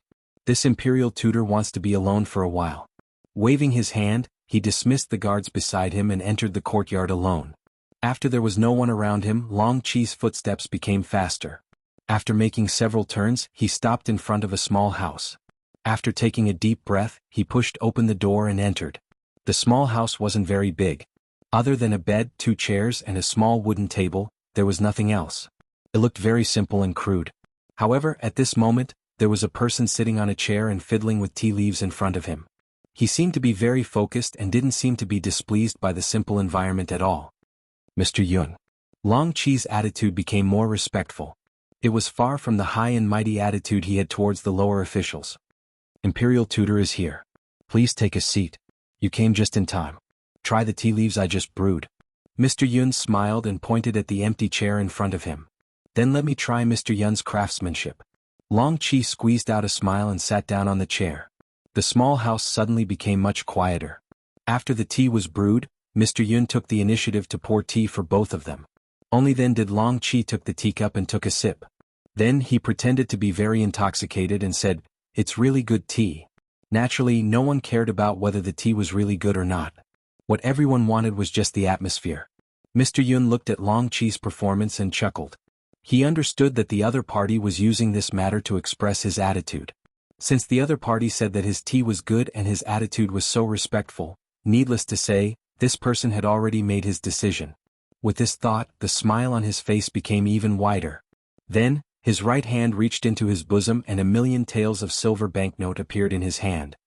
"Imperial Tutor, this is from our Duke of Loyalty. With this banknote, anyone can exchange it for the same amount of silver taels at any Yang family bank." He. Long Qi unceremoniously reached out and took the banknote. The smile on his face was as bright as a blooming flower as he said, "Duke of Loyalty is really generous. Long Qi admires you." This banknote was worth 1,000,000 taels of silver. Just how big was the Lansong kingdom? In a year, the national treasury's income was only about 2,000,000 taels of silver. This banknote was half a year's income. Who wouldn't be envious of it? Carefully putting the banknote into his bosom, Long Qi did not wait for Mr. Yun to speak. "That's right, this is only the beginning. Duke of Loyalty said that as long as Imperial Tutor does well, he will give you a total of 5,000,000 taels of silver. This can be considered as a form of support for the Long family's business in the future." When he heard the figure of 5,000,000 taels of silver, Long Qi, who was still smiling mischievously, could not help but suck in a breath of cold air. That was a huge amount of wealth. With this, even if the Long family did not do anything, just the interest alone would be enough to feed them for several generations. When the figure of 5,000,000 taels of silver was mentioned, the hesitation in Long Qi's heart completely disappeared. Of course, he was not worried that the Duke of Loyalty would not honor his promise. This was because he would become a role model. Whether it was good or bad, many people would see it. If the Duke of Loyalty really dared to play tricks with him, it would only cause more people's hearts to turn cold. It was said that the Duke of Loyalty was a person who did great things. He would not do things without propriety. Long Qi's thoughts were not wrong. Yang Qindong did not have the slightest intention of playing tricks with him. Since he had mentioned the figure of 5 million taels of silver, he would definitely honor it. This was related to his image to the outside world. How could he do something that would destroy his own Great Wall? Then again, the reason why he had to pay such a huge price was because Long Qi himself was worth this price. 5 million taels of silver was not a small amount in any country. However, when placed in the Crimson City that produced all kinds of novel goods, it was really not much. This was the advantage of having capital. As the saying goes, money can make the devil push the millstone. When the amount of silver reached a certain amount, it was not impossible for the millstone to push the devil. Furthermore, fighting a war was fighting for money. If one won a war, one could plunder more resources and good things. This seemed to have become a kind of cycle. It was just that if some people played it well, it would form a virtuous cycle. If some people did not play it well, it would easily collapse.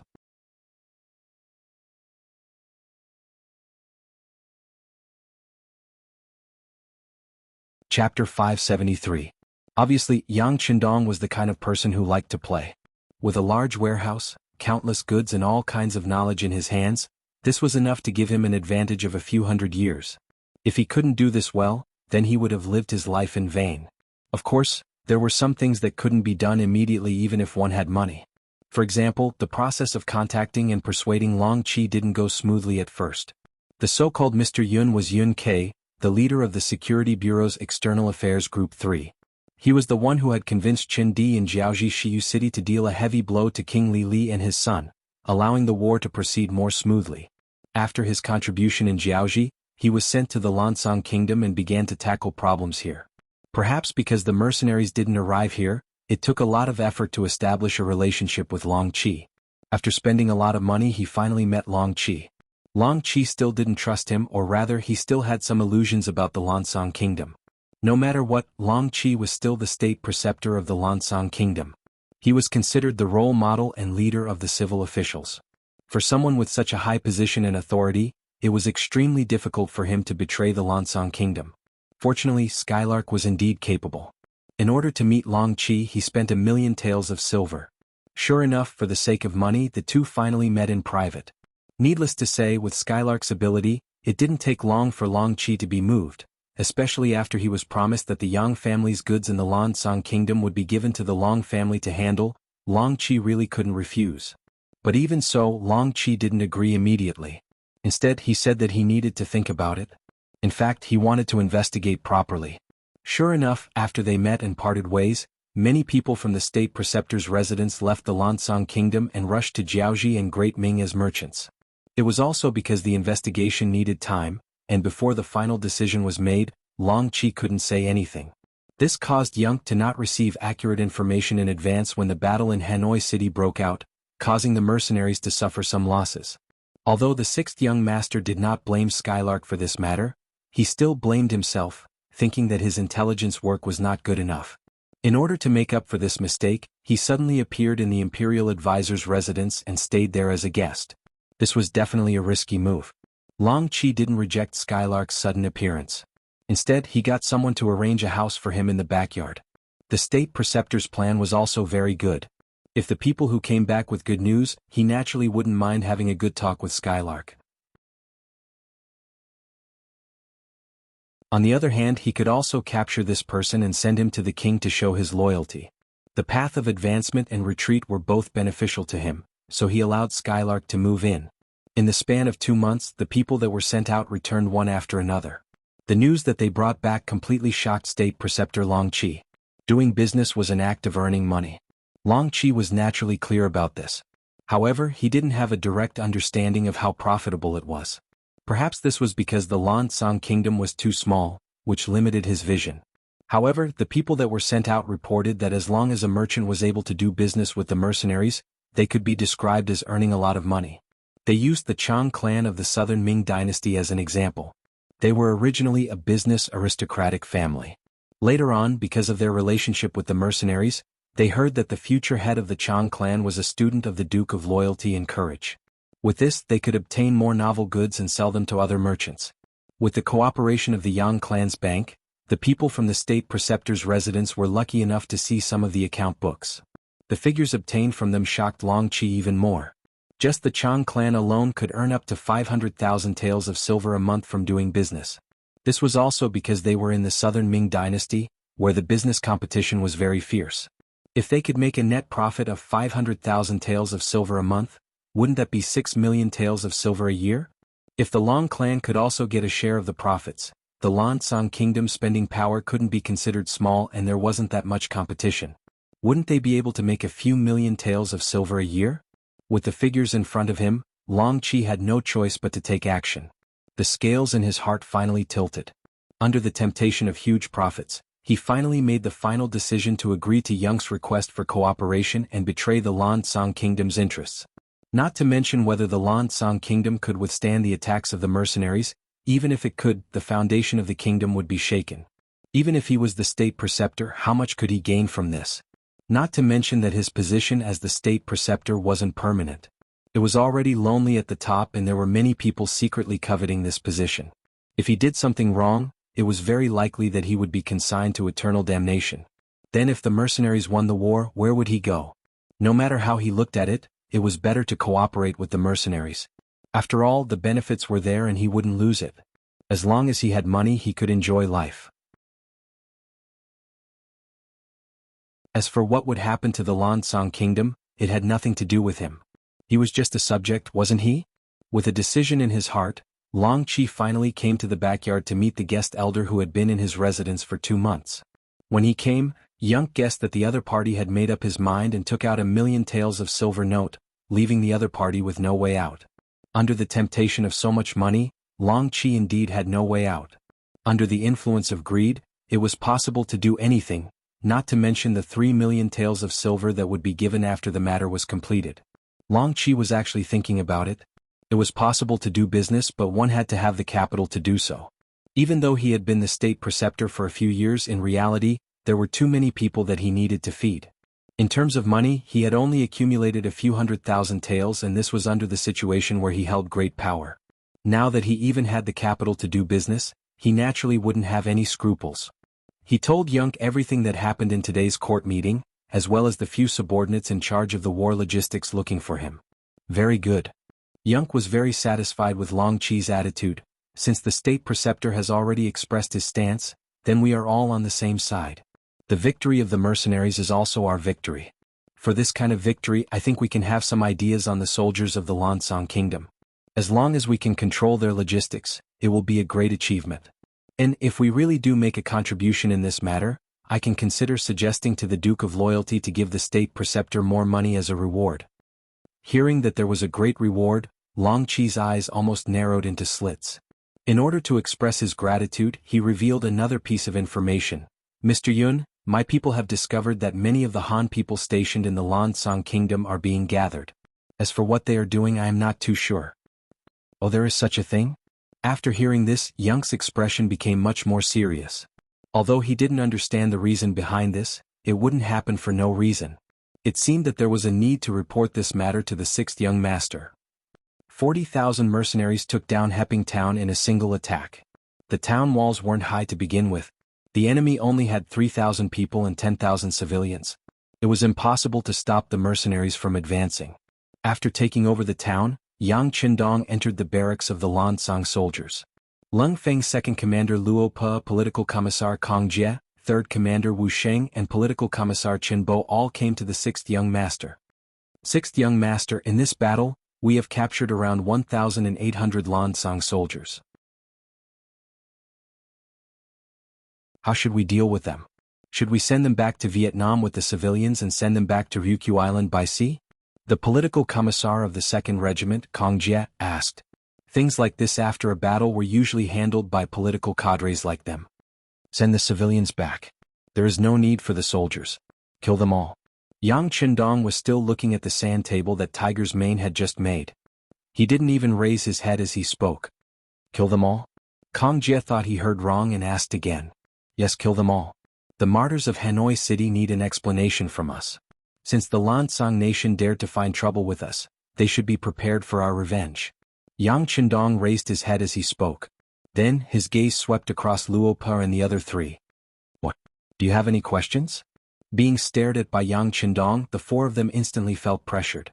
However, the political commissar of the 2nd Regiment, Kong Jie, and the political commissar of the 3rd Regiment, Qin Bo, gritted their teeth and spoke out together.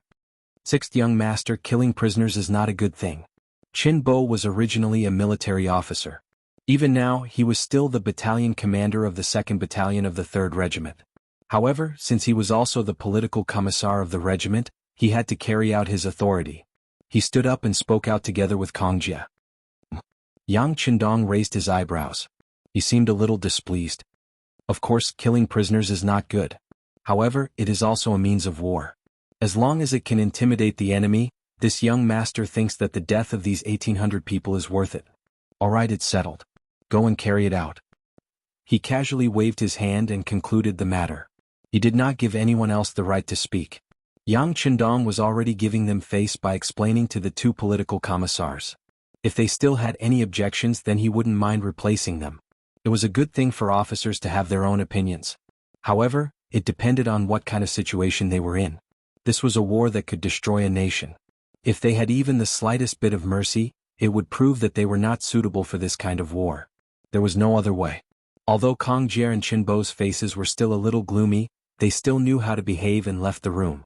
Obviously, Yang Qindong's power was so great that his words carried enormous weight.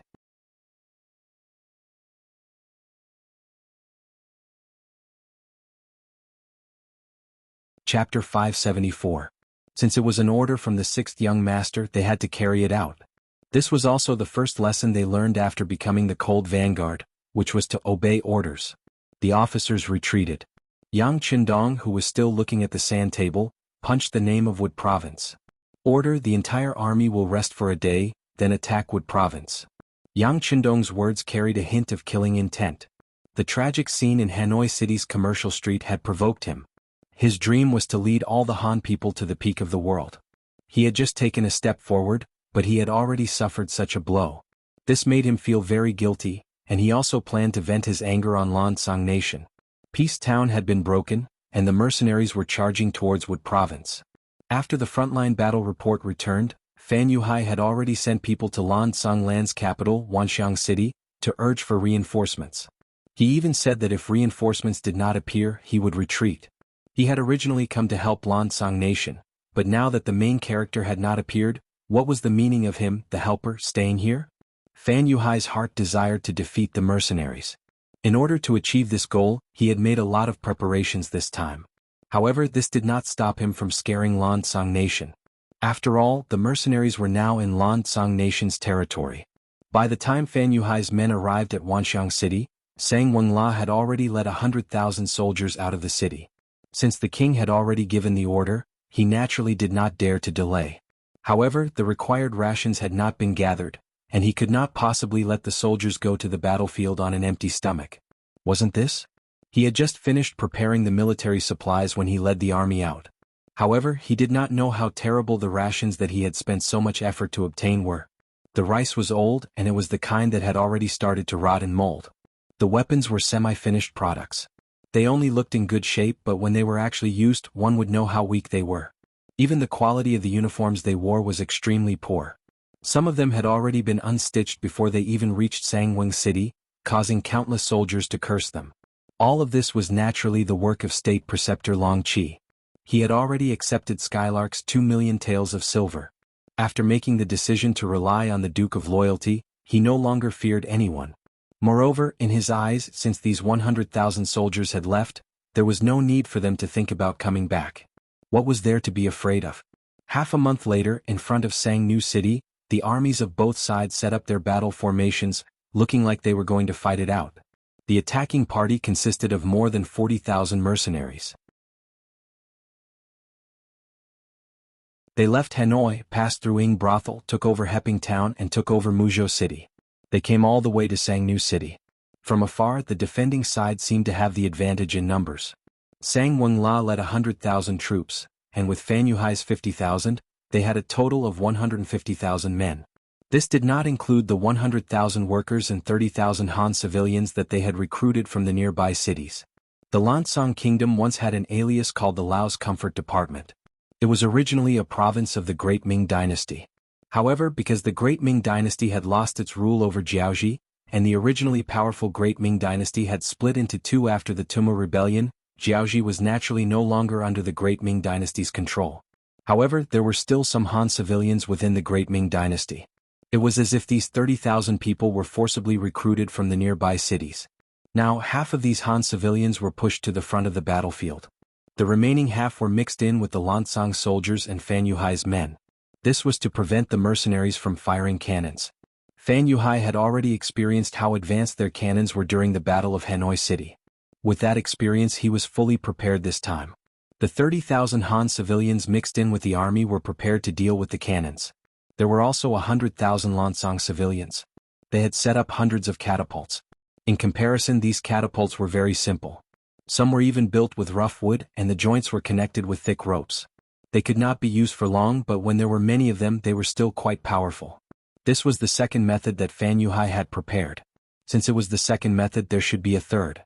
That's right, the third method was the 5,000 light cavalry. This was all that Fan Yuhai had. He had even taken out the 1,000,000 taels of silver that Bai Ming had given him. Only then could he have such a cavalry force that could charge and retreat quickly. Before the Ming Dynasty, the Mongols relied on their invincible war horses to kill their way into the Central Plains and establish the Yuan Dynasty. From this, one could see how strong cavalry was. Other than these three methods, Fan Yuhai had another trump card, which was Li Min and Shen Kuan. They were all experts in close combat and possessed decent martial arts. As long as they found the right opportunity, they would be able to sever the head of the Duke of Loyalty amidst the chaos. If they succeeded, the mercenaries would be defeated without a leader.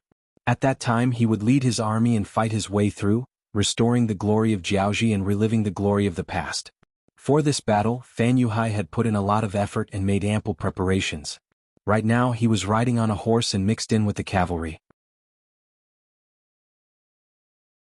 As he looked at the mercenaries in the distance who had also set up their battle formation, a trace of a smile appeared at the corner of his eyes. He wanted to see how the Great Ming's loyal duke, who was rumored to care for the Han people, would break out of this situation. On the side of the mercenaries, when they saw many civilians in Han attire being pushed to the front of the troops by the enemy, some of the officers immediately felt a sense of helplessness. Those who were able to become mercenaries had all stayed in Chichen City before. Naturally, they knew about the sixth young master's dream of reviving the Han people. This dream was not just for show. In the Battle of Jiaoji, the number of Han people saved had reached 80,000, and this number was still increasing as more cities surrendered. It could be said that the reason why the Cold Vanguard could be so united was because of the rising status of the Han people. Most of them were people who had suffered before, so they didn't want to see their children suffer again. Now that they had the chance to conquer a country for them and live a better life, how could they not give it their all? However, with so many of their compatriots standing in front of them and blocking their way, they felt like they had punched cotton, and it was very depressing. Through the binoculars, Yang Qindong saw the enemy's formation clearly, and a cold glint flashed in his eyes. Forcing the people to fight was clearly a despicable act, and it was shameful for a real man. If such a thing happened in the future, it would definitely be opposed and reprimanded by all the countries in the world. However, it was only the 14th century now, and the slogan of human rights had not been used before. Even Yang Qindong himself did not know how many people he had built, so it would be ridiculous to talk about human rights at this time. It could be said that the war at this time was all about cruelty and unscrupulous means. Fan Yuhai's actions made some people curse him for not being a hero and not doing things in an open and above-board manner. There was really nothing else to say about it. Young master. Tiger's Mane stood at the side and shouted, not knowing what to do. The two commanders of the Cold Vanguard and the political commissar came to Yang Qindong's temporary command center. The situation at the front line was complicated, and it made them feel powerless. Of course, not all of them cared about the lives of the people. For example, the third commander, Wu Sheng, wanted to say that they should just kill. With the advanced cannons and continuous fire guns they had prepared, they only needed a fierce charge to suppress the enemy's morale, and there was hope for victory. Of course, this was only a thought in his mind, and Wu Xing did not dare to say it out loud. He did not know what the sixth young master meant, and he dared to make such a statement. If he made him unhappy, his position as commander would be over. The four commanders were waiting for Yang Qindong's instructions. The command center was extremely quiet until Beta Persei shouted, "Not good, the enemy is moving and they are slowly walking towards us." "What?" Luo Per and the others exclaimed, and each of them looked at the battlefield through the binoculars on their chests. Yang Qindong also took the binoculars from Beta Persei, and saw the enemy encircling the Han civilians and approaching the center of the battlefield step by step. The look in his eyes became even more gloomy, and the command center was so silent that you could hear a pin drop. After a long time, he finally spat out a word with difficulty, "Retreat." "What?" Wu Sheng's reaction was the most intense, as if he could not believe his ears. How could such a military order be given? "I said retreat, everyone retreat." Yang Qindong was like an angry lion, and he roared at Wu Sheng. This time, everyone heard it clearly and their bodies tensed up, and they immediately carried out their mission. Yang Qindong was left alone in his chair. He knew that these Han civilians were not real Han civilians, and they had lived in the Lansang kingdom for many years, and they had already gotten married or had children there. In their hearts, they had probably long forgotten about the great Ming dynasty. If these people died, then they died, and it was not considered a loss. However, in front of so many people, Yang Qindong had no choice but to give such a military order. This was because he wanted to establish a side in the army that loved his people like his own children. He wanted everyone to know that his goal of leading all Han people to the top of the world had not changed. "Young master." Tiger's Mane and Beta Persei walked to Yang Qindong's left and right. The two of them did not know what to say at this moment, and only thought that they should accompany the young master at this time. "I'm fine, you guys pack up and retreat." Yang Qindong seemed to be very weak as he waved his hand. However, in reality the look in his eyes was extremely firm. He had already thought of a plan to deal with this situation, and what he did just now was more of an act. In fact, as early as a few days ago, Yang's information was sent over. Among them was the news that the nearby Han civilians were suddenly recruited. The moment he saw this news, Yang Qindong guessed in his mind what Fan Yuhai was going to do.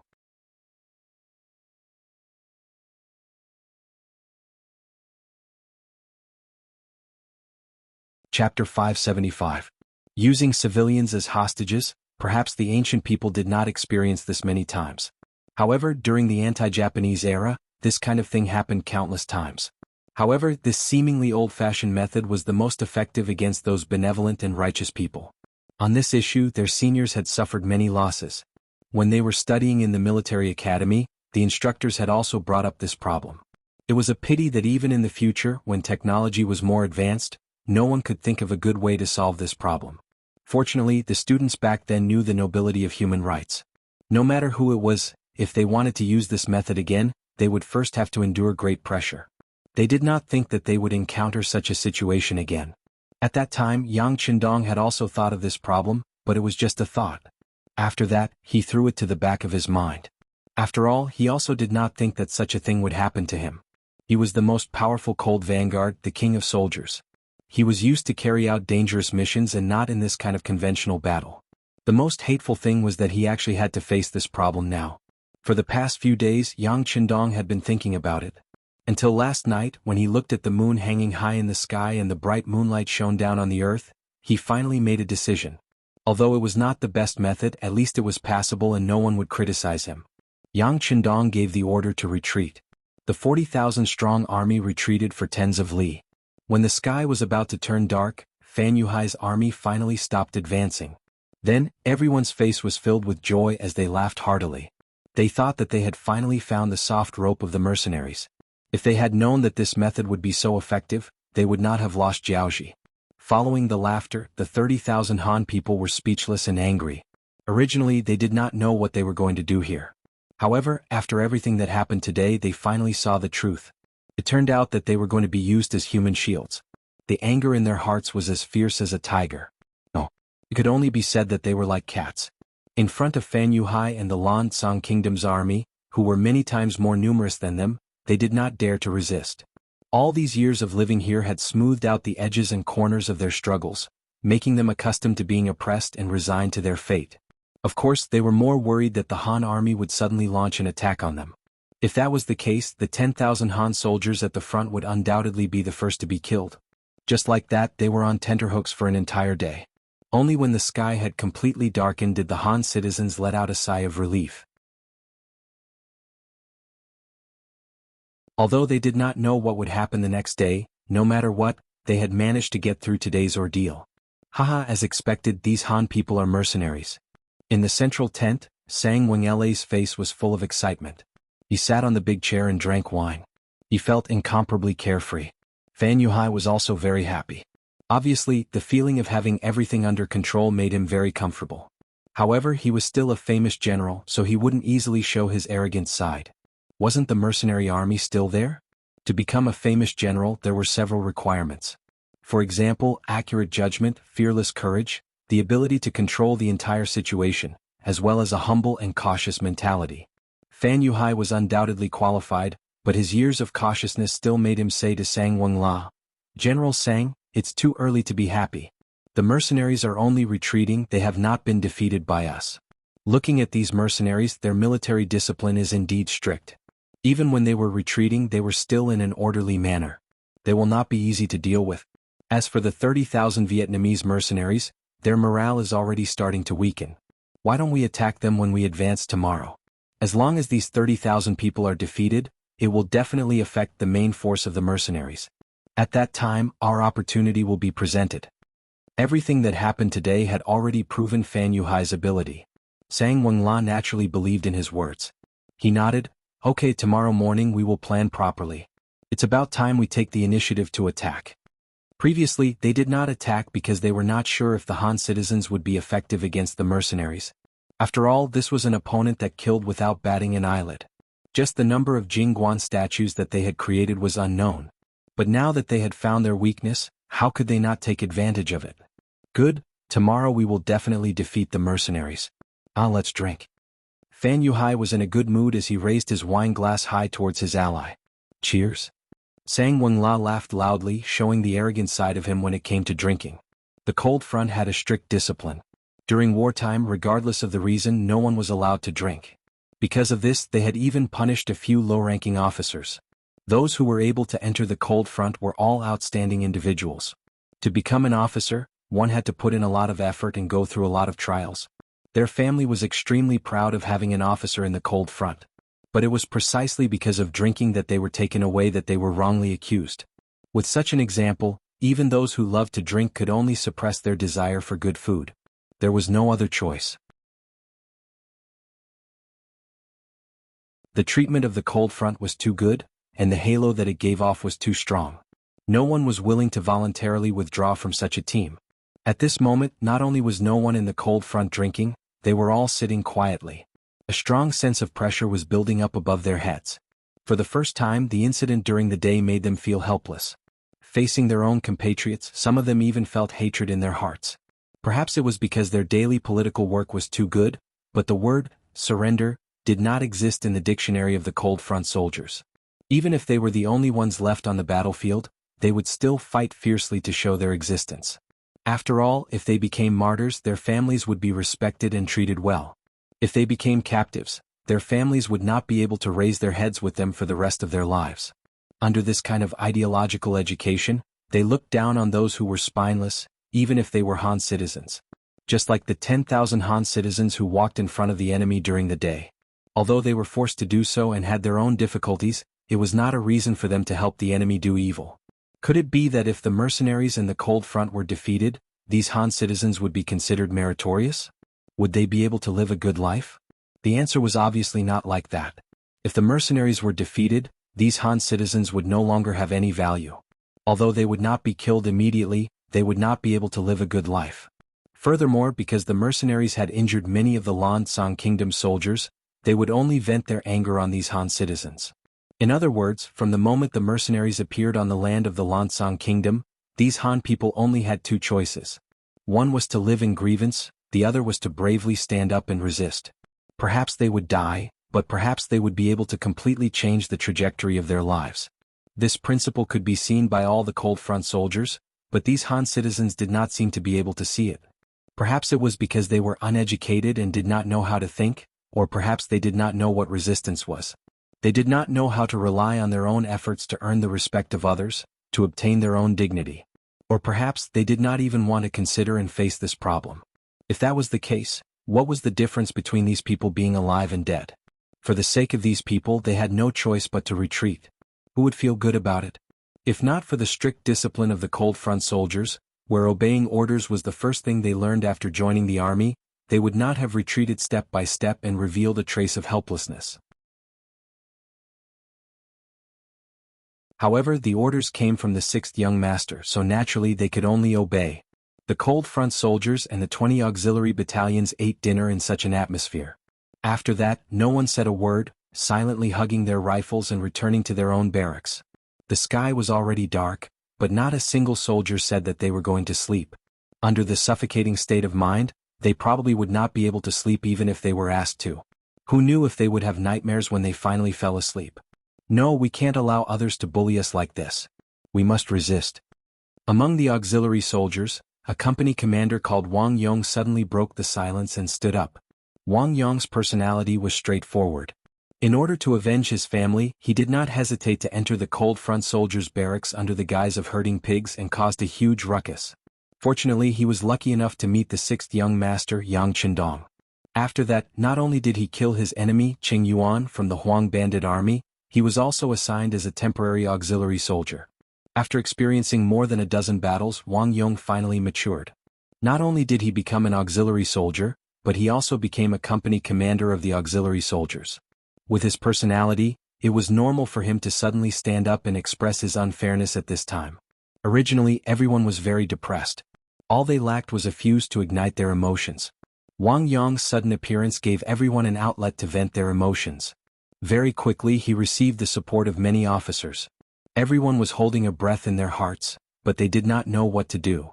Since someone said that it was unfair and wanted to ask the 6th young master for help, many officers stood up.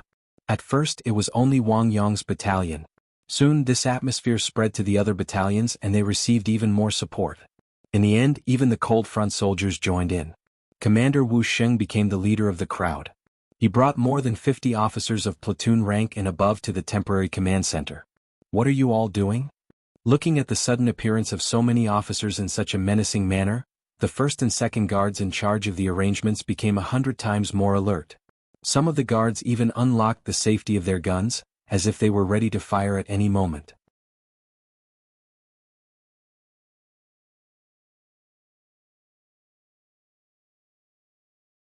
Chapter 576. The captain of the 1st Guard team, Qiu Vi, and the captain of the 2nd Guard team, Dao Xiao, were also holding their guns. Their eyes were filled with anger, especially when they looked at Wu Sheng, the leader of these officers. Their eyes were filled with murderous intent. Obviously, they thought that this was a mutiny and that Wu Sheng was the leader. Wu Sheng's face turned bitter when he noticed the 2 guard captains' murderous gazes. He would not dare to harm the 6th young master even if he had 100 guts. He was here to ask for a battle. In order to avoid any misunderstandings, he and the other officers did not bring any weapons. Captains, you've misunderstood. We're here to request a battle. We're not here to harm the 6th young master. We don't have the guts to do that. In order to clear up the misunderstanding, Wu Sheng nervously explained. Qiu Vi and Dao Xiao did not listen to Wu Sheng's explanation. They only knew that these people had come to the 6th young master's tent without orders and had threatened the safety of the tent. They had to deal with these people according to their duties.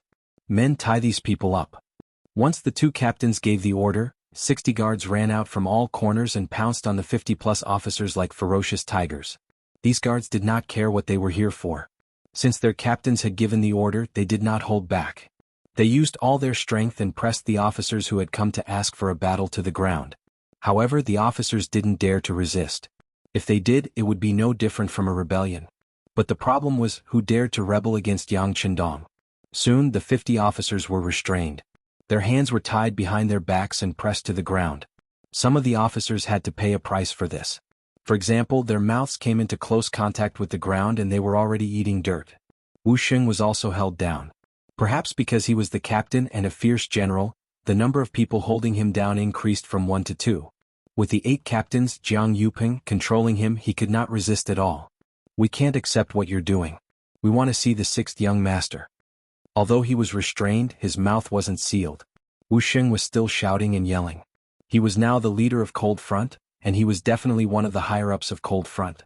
But now he was actually being pressed to the ground and eating dirt. How could he be willing? Hearing Wu Sheng's shout, the other officers also shouted, looking like they would rather be beaten to death. Seal their mouths. Cho Wu said with a black face when he saw that he couldn't calm them down. He looked like he was about to sew Wu Sheng's and the others' mouths with a needle. Once the order was given, some members immediately went to find towels and other things to stuff their mouths with. This caused the officers to struggle even more. If they were really gagged, then wouldn't they really become rebellious officers who couldn't speak reason? What? Seeing that the situation was about to change if the officers resisted, the guards were about to be ruthless. Just as they were about to get injured, a voice shouted. Tiger's Mane, a senior colonel, appeared. There were only 3 senior colonels in the entire Yangxia army. They were the Army's division commander Lung Song, and the Navy's division commander, Gao Xiong. The last one was Tiger's Mane. This also showed his lofty status and identity. As soon as Tiger's Mane appeared, 2 guard captains immediately walked up and said, Tiger's Mane, these officers came without orders. There are so many of them. We were afraid that there would be problems, so we took the initiative. No. We didn't even bring a single weapon. How could we have other thoughts? We just want to see the 6th young master. We want to fight. Wu Sheng, who was pinned down, forced his head up and looked at Tiger's Mane. At the same time he looked at Ba Daojiang and Peng Yu with a warning gaze. It was as if he was saying, Brats, I'll remember you. Just wait and see how I'll deal with you later. Ba Daojiang and Peng Yu naturally didn't care about the threat in Wu Sheng's eyes. They were the 6th young master's guards. They already had a high status. Even if Lung Song and Gao Xiong were here, they didn't have the right to order them around. Enough. Tiger's Mane saw everything. His body shook and he shouted angrily, We're all brothers. Why are you using weapons? Let them go. Let them go? Tiger's Mane, there are more than 50 of them. What? The 2nd guard captain, Dao Xiao, said unwillingly. Once what? Or do you have no confidence in yourselves? Even 60 people with guns can't deal with 50 people? Listen to my order. Let them go.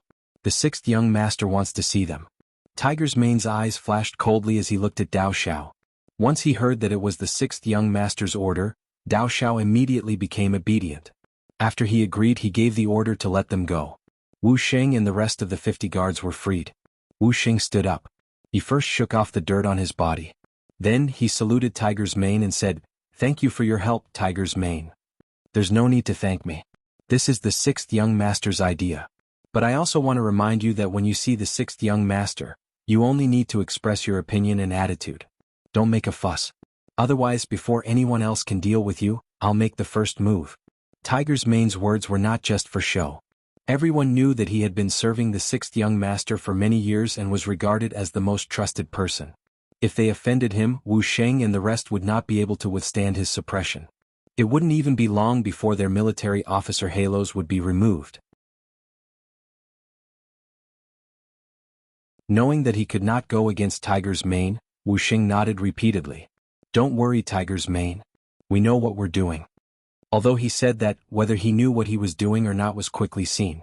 When Wu Sheng and the rest of the 50 guards entered the command center, they became enraged again. One by one they asked to fight. Some even said that if they couldn't fight, they might as well be demoted. This was because they couldn't lead the soldiers under them. It would be better to be an ordinary soldier. The shouting continued for a while. Tiger's Mane scolded them several times, but there was no effect at all. The guards all talked at once and had no intention of stopping. Yang Qindong sat in his chair and watched Wu Sheng and the others' performance very calmly. He did not speak at all. It wasn't until the time it took for a stick of incense to burn past and the guards were all talking that he coughed softly. Beta Persei, who was standing at the side, immediately understood and shouted, Shut up, all of you. The young master has something to say. A voice like a lion's roar resounded throughout the command center, causing everyone's eardrums to tremble. At this time they finally understood why the 6th young master always told Beta Persei to speak softly. If he didn't suppress it, no one's ears would be able to withstand such a loud voice ringing in their ears every day. But the effect of this roar was also good. At least everyone's mouths were half closed and no one said anything more. The command center quieted down. Yang Qindong's gaze slowly swept across everyone one by one. Anyone who was stared at by his gaze would involuntarily lower their head, like a child who had made a mistake. You want to ask for battle? Yang Qindong finally asked the first question after an unknown amount of time. Yes, sixth young master, we want to ask for battle. Wu Sheng's official position was the highest here, so naturally he was the one who answered Yang Qindong's question. Yang Qindong wasn't surprised or angry that Wu Sheng stood up for him. Instead he asked, "Then do you know that the enemy has placed our compatriots in the front line? If we attack we might hurt them." Wu Sheng nodded. "We know." Wu Sheng answered happily. Obviously, he had already thought about the situation and problems he would face before he came. Thus, not only did he answer without hesitation, he also said the following words very smoothly, "But we also know that if we blindly retreat, it will not only harm our compatriots in front of us, but even our Han compatriots behind us will also be implicated. We can't lose the big picture for the small. Besides, what are you talking about?" Yang Qindong asked with interest when he saw Wu Sheng's hesitant look. "Besides." As if he had gathered his courage, Wu Sheng said with a resolute expression, "Besides, they are now being threatened by the enemy and have no intention of resisting. Then they are not our compatriots but the enemy's accomplices. Facing such people we can't be soft-hearted." "Nonsense." Yang Qindong's originally amiable face suddenly turned cold, stopping Wu Sheng from saying what he wanted to say next. "Sixth young master." Wu Sheng wanted to continue speaking, but Tiger's Mane, who knew Yang Qindong very well, shouted loudly, "Listen to the young master. If you dare to speak nonsense again I will lock you up." Putting aside the unpleasant feeling of being locked up, just the fact that they were facing a powerful enemy, if they were locked up, wouldn't they miss out on the big battle? Without a battle to fight, that was Wu Sheng's weakness. He quickly shut his mouth and did not dare to continue speaking. Wu Sheng didn't say anything, but Yang Qindong continued, "Just because they were threatened by the enemy doesn't mean that we don't recognize them as our compatriots. In fact, they've suffered a lot over the years, they suffered a lot. The reason why we attacked the Lansong nation was not only to take revenge for provoking us, but also to save more Han people so that they can live a better life like our family. Don't you think so?" Yes, the sixth young master is merciful. For the sake of the Han people, heaven and earth can be our witness." The group of officers said in unison. They weren't trying to flatter him, but they were thinking the same thing from the start. "All right, since everyone agrees with my point of view, let's prepare for the army's retreat after daybreak. If there are no other questions you can all go back." Yang Qindong waved his hand helplessly as if the matter had been settled.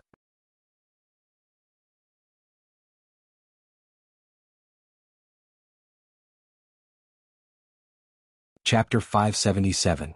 If it was any other time, Yang Qindong would have said something like this and no one would have any objections. However, when they heard that there was still a retreat, the officers could not accept it. If they continued to retreat like this, when would there be an end? "Sixth young master, we can't retreat anymore. If we continue to retreat, we will have to return to Yunnan province. There are more Han people there. Once the war extends there, the losses will be even greater." "Yes, we can't retreat anymore, sixth young master. It's not wrong for you to feel sorry for the Han people, but doing so will only allow the enemy to take a mile after taking an inch and hurt more people. We can't retreat, we have no way out." The officers all spoke at once. No matter what they said, there was only one conclusion, and that was that they could not retreat anymore. "We really can't retreat anymore, sixth young master." Suddenly, a voice rang out from outside the command center. Following that, 2nd Regiment Commander Luo Pa, Political Commissar Kong Jie, and 3rd Regiment Political Commissar Chen Bo strode into the command center. With such a huge commotion, how could the three of them not know? There was only one reason why they did not appear, and that was because they had the same thoughts as these officers. Since they had the same thoughts, why not let these people cause a ruckus? Perhaps there would be some good results. However, outside the tent, when they heard Yang Qindong say that they would continue to retreat, the three of them could not help but take the initiative to stand out. Another 3 regimental-level officers stood out. Together with Wu Sheng, all 4 regimental-level officers had the same attitude. Obviously, this brought a lot of pressure to Yang Qindong.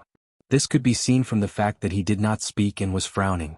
Yang Qindong did not speak, which meant that he valued the opinions of Luo Pa and the other 2. Since they were not rejected immediately, the 3 of them saw an opportunity and hope. After looking at each other, the political commissar of the 2nd Regiment, Kong Jie, stepped out and said in a pleading tone, "Sixth young master, we have to fight this war. If we retreat, it will really be like what everyone said, we will only implicate more Han brothers. So counterattack is necessary, and as long as we handle it well, we should be able to reduce the number of casualties." "What do you think?" Yang Qindong looked at Kong Jie and asked. Sixth young master, I think that when we start the attack we can shout the slogan, "Tell the Han people to get down." If they do, our bullets will only sweep across them. That way the possibility of hurting them will be minimized. Isn't that better? Kong Jie said his idea in one breath. From this point, it could be seen that his idea was not a sudden one, but an answer that he had thought about for a long time. Yang Qindong praised the other party's method in his heart. It seemed that this was the only way. However, on the surface he still looked contemplative and doubtful. If that's the case, our cannons won't be able to exert their advantage. Can we defeat hundreds of thousands of enemies? That's not a problem. I promise that we officers will charge at the front line and set an example to all the soldiers. As long as we charge fiercely and fast enough and don't give the enemy a chance to counterattack, even without the support of cannons we can still win the battle. Wu Xing finally had a chance to speak again. He said excitedly and patted his chest as if he was giving a military order. With Wu Xing taking the lead, the other officers also followed suit. One by one they patted their chests and made a promise. At this moment the morale of the soldiers was high and strong. Yang Qindong also knew that it was time to make a decision. He had been waiting for this moment. Good. Meng suddenly stood up from his chair. Since everyone is so confident, what you said is also very reasonable. Then I order everyone to go down and prepare. After 2 hours we will launch a fierce attack. But you must remember what you said and do your best to ensure the safety of our fellow Han people. Yes. The 60 officers saluted together. At this moment they were all extremely excited. This was a battle that they had taken the initiative to ask for. They would definitely give it their all and not let the sixth young master look down on them. However, they did not know that this was all arranged by Yang Qindong. During the day, no one noticed the sudden meeting between Tiger's Mane and Wang Yong. The process was simple. Tiger's Mane used his status to ask Wang Yong for help and mobilized more officers to persuade the sixth young master. As for whether this was Tiger's Mane's request or Yang Qindong's own idea, only the master and servant knew. The petition finally ended with the satisfaction of all the officers. The next step was to prepare for the battle. There were 2 reasons for choosing to fight at night. Firstly, it was because the enemy would not be able to completely control the Han civilians under their control. Secondly, it was because the morale of the troops was at its peak. If they did not make use of this opportunity, it would inevitably be discouraged during the day. This would directly affect their fighting strength. As for how effective it would be to shout slogans to get the Han people to kneel down and cooperate with them, no one could predict. There should be some effect, but it was impossible to not kill a single Han person. The petitioning officers returned to their respective barracks. Then they recounted the scene of their encounter with the sixth young master to everyone with exaggerated details, causing many people to be extremely excited. This was a battle opportunity that they had taken the initiative to ask for. Of course they had to perform well. Otherwise, not only would they fail to live up to the trust that the sixth young master had placed in them, they would also be punished for it. Even if it was for their own future, they had to perform well this time. The fighting spirit of the officers was roused. Very quickly the soldiers under them were all riled up. Originally, the retreat during the day had already made them extremely unhappy. Now that they could finally fight back, no one would say anything. They all patted their chests and promised that they would perform well. The mercenaries were already in an uproar. Their fighting spirit soared into the sky. The enemy camp was completely unaware. Late at night, Fan Yuhai and Sang Weng returned to their respective tents to rest after finishing their drinking. They wanted to have a good night's sleep and wait until dawn to see how the mercenaries retreated. Then they would look for an opportunity to attack. The weather at the end of January was still slightly cold. Many Lansang soldiers and former Jiaoji soldiers on night duty curled up and leaned against each other for warmth. They closed their eyes and took a nap. In the darkness, 400 meters away, the mercenaries had already charged back. In comparison, they were all burning with passion. At this moment, they were staring at the enemy under the torches. As soon as the order to attack was given, the entire army would charge out. In order to better complete this mission, the 2 main regiments of the Cold Front and 20 auxiliary battalions were all mobilized. A total of over 10,000 people wielded the 95 style or 81 rifles. They looked like ferocious tigers descending from the mountains. Behind them were 30,000 Vietnamese mercenaries, led by General Hong Jin. They were all waiting for the battle to begin. Pass down the order. Later on, everyone will perform well. Do not fall behind the mercenaries. Chop off the enemy's dog head. Hong Jin was also holding back his anger as he spoke. He could already feel the anger in the sixth young master's heart. When his master was angry as a dog, he naturally had to take a bite out of the enemy. It was not only to show his ability, but also to show his loyalty. He would definitely not let go of such an opportunity. The hands on the watch moved up and down. When it was 1 a.m., Luo Pe, the regimental commander of the 2nd Regiment, and Wu Xing, the regimental commander of the 3rd Regiment, stood up almost at the same time and roared, "Charge!" Then, thousands of soldiers and horses started to move at a high speed. More than 40,000 people roared in unison. Their footsteps landed on the ground, causing the earth to tremble at this moment. The moon hanging high in the sky also drilled into the clouds at this moment. It seemed to be afraid, or perhaps it could not bear to see the massacre happen. What's going on? A sudden roar rang out, causing the enemy soldiers 400 meters away to wake up from their daze. However, before they could react, more and more enemies appeared in their line of sight. Following that, thousands of gunshots rang out. The first wave of 500 enemies did not even have the time to dodge. They were shot and killed one by one, turning into corpses. It was only a distance of 400 meters, and the cold front and auxiliary soldiers were sprinting forward. In just a minute they had killed their way into the enemy's camp. Following the battle cries, another clear voice rang out, "All the Hans can be spared if you kneel on the ground. Those who stand will be killed without mercy." The voice rang out again and again, causing the entire camp to be able to hear it. When the 30,000 Han civilians heard this, they first panicked. Then, the first smart person took the lead and fell to the ground. Out of instinct, the others followed suit and fell to the ground. Although they didn't know what the result would be, they didn't know what else they could do at this moment. Bastards, how dare they? The Duke of Loyalty and Courage is truly despicable. Fan Yuhai's tent was filled with cries. When he heard the battle cries outside, he knew that something was wrong. His first reaction was that Yang Qindong did not care about the lives of the Hans. Otherwise, why would he have the guts to attack? He said that he wanted to save the Hans, but that was just a slogan to show his benevolence. Otherwise, why would he have the courage to start a war? Fan Yuhai kept talking about other people's faults. He didn't even think about it. Was his way of doing things open and aboveboard?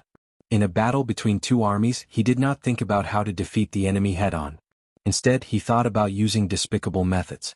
He was no longer worthy of being called a famous general.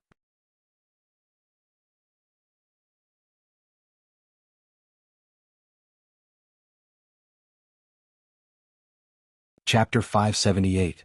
Quick, gather the cavalry and prepare to retreat. Oh right, inform Li Min and Shin Kuan to make their move. After venting his frustrations, Fan Yuhai quickly regained his composure and gave out orders. The attack of the mercenaries was too sudden, to the point that he did not have the time to prepare properly. Based on his intuition, the outcome of this battle was already decided. Since they were going to lose, then the most important thing was to preserve their strength. The other troops could be abandoned, but the 5,000 cavalrymen could not be left here. With the speed of their warhorses, they could definitely retreat safely. Under Fan Yuhai's orders, the 5,000 cavalrymen quickly gathered and protected Fan Yuhai as they left the camp. They did not even turn back to Sangnu City, but turned and fled in another direction. It was obvious that he knew his place. He knew that a single city would not be able to stop the powerful mercenaries. At the moment when he led the cavalrymen to retreat, over 100 figures headed in the opposite direction. The leaders were Li Min and Shin Kuan. They had a more important mission to complete. Compared to Fan Yuhai's decisiveness, Sang Weng-Le's reaction was slower. When he was woken up from his sleep and was told that the mercenaries were coming, he did not escape immediately. Instead, he ordered his men to launch a counterattack. At the same time, he arranged for the captive Han people to be brought over. He wanted to kill the Han people in front of the mercenaries, to kill until the other party was terrified and had no choice but to retreat. It was a beautiful dream, but reality was a blow to people. Sang Weng-La had forgotten how strong the enemy was, and how he had successfully infuriated the other party when he forced them to retreat earlier in the day. Once the order was given, how likely was it to be executed? The second and third Cold Vanguard was like a ferocious tiger, stabbing into the heart of the enemy like a pair of sharp blades. After facing a little resistance, they managed to rescue 4 groups of Han people, each group having about 1,000 Han people. These captive Han people were like livestock, their movements fixed by a few wooden stakes. Even when the Cold Vanguard arrived, they did not dare to break through the stakes. Just from this point they were a bunch of zombies, without any fighting spirit. Fortunately, not only were these people obedient to the enemy, they were also obedient to the mercenaries. When the slogans were heard, each and every one of them lay on the ground, trembling. It was as if they wouldn't get up even if they were beaten to death. This allowed them to dodge the bullets flying in all directions, ensuring their safety to the greatest extent. Some of the enemies were still threatening and even killing a few people, trying to force them to stand up. However, it was all in vain. Facing the Han people who were already scared out of their wits, their words did not have any effect. Even if they waved the butcher's knife, they would only kill a few hostages who did not dare to resist. When they realized that the Han people could no longer be used as hostages and the mercenaries were advancing faster and faster, the Lansang soldiers had no choice but to retreat. Without hostages, the mercenaries could unleash 100% of their strength and were not afraid of the enemy's counterattack. In the middle of the army, Sang Wenla took the initiative to enter the battlefield, leading his personal guards to command the 100,000 Lansang workers who were woken up from their sleep to use the catapults to launch a counterattack. "General, our soldiers are currently fighting with the mercenaries. If the rocks fall, it will injure the enemy and also our own brothers." One of the captains saw that the enemy was about to attack indiscriminately and anxiously came up to console him. "Scram. It is our soldiers' glory to be able to fight to the death with the mercenaries. Men, throw the rocks, throw them." Sang Wenla already knew that Fan Yuhai had escaped with the cavalry, and at this moment, he was incomparably furious. Does the world think that the mercenaries are invincible? Then I will use my strength to defeat them and tell the world that the Lansang soldiers are the strongest. The 100,000 workers came to the front of the catapults and pushed the rocks that were prepared during the day over. Then the rocks flew into the air. It looked like a huge commotion. However, in the dark night, without any professional training, the catapults had no accuracy at all. They just hit wherever they hit.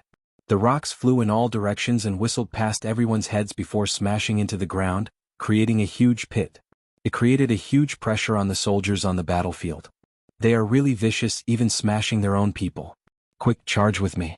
As long as we reach the front of the catapults, these things will be useless. Wu Sheng saw a huge rock fly past his head and smash a dozen meters behind him. He couldn't help but grin and suck in a breath of cold air. Then he quickly made a decision and ordered the army to speed up. The huge rocks gave the mercenaries a huge amount of pressure. At the same time, it also gave pressure to the Lansang soldiers and the 40,000 soldiers that Fan Yuhai had abandoned. When they saw the falling rocks, they originally wanted to rely on their numbers to fight it out with the mercenaries. But now they turned and ran. What kind of joke was this? These rocks did not have eyes at all. Before they could even see the mercenaries, they would be smashed to death by the rocks. How unlucky would that be? Sang Wenla, who had originally wanted to use the catapults to turn the situation around, did not know that his actions had caused the army at the front to crumble. The charging mercenaries did not meet with the crazy resistance that they had imagined, and they were getting closer and closer to the enemy. The 2nd Regiment and 3rd Regiment were like two sharp knives. The 20 battalions of auxiliary soldiers were like a huge net, pushing forward from behind. The 30,000 Vietnamese mercenaries were at the back, constantly rescuing the Han civilians and dealing with the small groups that had slipped through the net. At this point, it was worth mentioning that the 2 million silvers were not spent in vain. Under the instructions of Grand Tutor Long Chi, although they managed to obtain the Lansang weapons, they were only half-finished products. When they encountered the incoming Vietnamese mercenaries, they got into formation and engaged in battle. Only then did they discover that the blades and spears in their hands had been broken into two after just a few clashes. The weakness of their weapons dealt a heavy blow to the Lansang soldiers. How could they be a match for steel blades and spears with their bare hands? Thus, many of the Lansang soldiers died with hatred. They did not lose in terms of battle strength, nor did they lose in terms of courage. Instead, they lost in terms of logistics. The speed of the two cold vanguard regiments was too fast. Everyone seemed to be holding their breaths as they advanced at lightning speed. Whenever they met with resistance, they would open fire without hesitation, not giving the enemy a chance to get close. In just an hour, they had broken through the front line and arrived at the center of the camp. The arrival of the cold vanguard regiment was like a hot knife through butter. They arrived in front of the trebuchets, killing the Lansang soldiers and causing them to flee in all directions. Even General Sang Wenla was forced to retreat to Sang New City under the protection of his personal guards. There were still 50,000 soldiers left behind to guard the city. No matter what, they still had the strength to fight. After charging for over a dozen li, they entered the middle camp from the enemy's front camp, then into the back camp. The Cold Vanguard Regiment was unstoppable. This time, the combat strength that they displayed made the enemy unable to help but change their opinion of them once again. Awesome. Seeing the enemy being forced back to Sangnu City, other than his beloved comrades, there was a group of prisoners kneeling on the ground. The 3rd Regiment commander Wuxia could not help but howl to the sky. However, he also fell to the ground with a plop. At the same time, he was also really tired. After chasing the enemy for over a dozen li, the sky had just turned bright. In other words, they had run so far in just 6 hours. Not to mention running for over a dozen li, they had to keep charging and facing all kinds of problems. Normally, it would be difficult for the Cold Vanguard Regiment to do this. This time, it was because of the strong morale of the soldiers and the anger that they had suppressed previously that they were able to achieve this result. Commander Wu Xing did not know that all of this was within Yang Qindong's calculations. He knew better than anyone else whether the Han civilians would appear or not. Thus, he had no choice but to retreat during the day and suddenly charge back at night. The officers requesting to fight was also part of his plan. This way, not only could he offset the fact that the enemy had hostages, he could also stimulate the fighting spirit of the outstanding soldiers. It was truly killing 2 birds with 1 stone. No, it should be killing 3 birds with 1 stone. Because these officers were the ones who requested to fight first, he reluctantly agreed to send out troops. This way, even if there were more casualties among the Han hostages, no one would blame him. This was the unanimous opinion of all the officers, and he was just pushing the boat along. Perhaps some people would think that this was the mentality of a careerist. But since ancient times, how could there be no casualties? War was never a case of you advancing and I retreating, and I advancing and you retreating. There would always be all kinds of benefits and problems. For example, the 36 stratagems of the art of war, a battle of wills and courage, you plotting against me and I plotting against you. On the other hand, history was always written by the victors. No matter how well you did things, once you lost, it was inevitable that others would say that you were pedantic. On the other hand, as long as you did not use too heaven-defying methods to win, others would say that you were wise, smart, or even great. This was history. This was the so-called true history that future generations could see. And right now Yang Qindong had won. He was undoubtedly great, but what others did not know was that this great person was currently experiencing a life-and-death crisis. Li Min Shinkuan. One was the adopted son of the former king of Jiaoji, the other was a high-level assassin sent by Baiming. Originally, these 2 people had nothing to do with each other. Even their lifelines would not be tangled in the slightest. However, because of a common goal, they actually joined forces, and that goal was to kill Yang Qindong.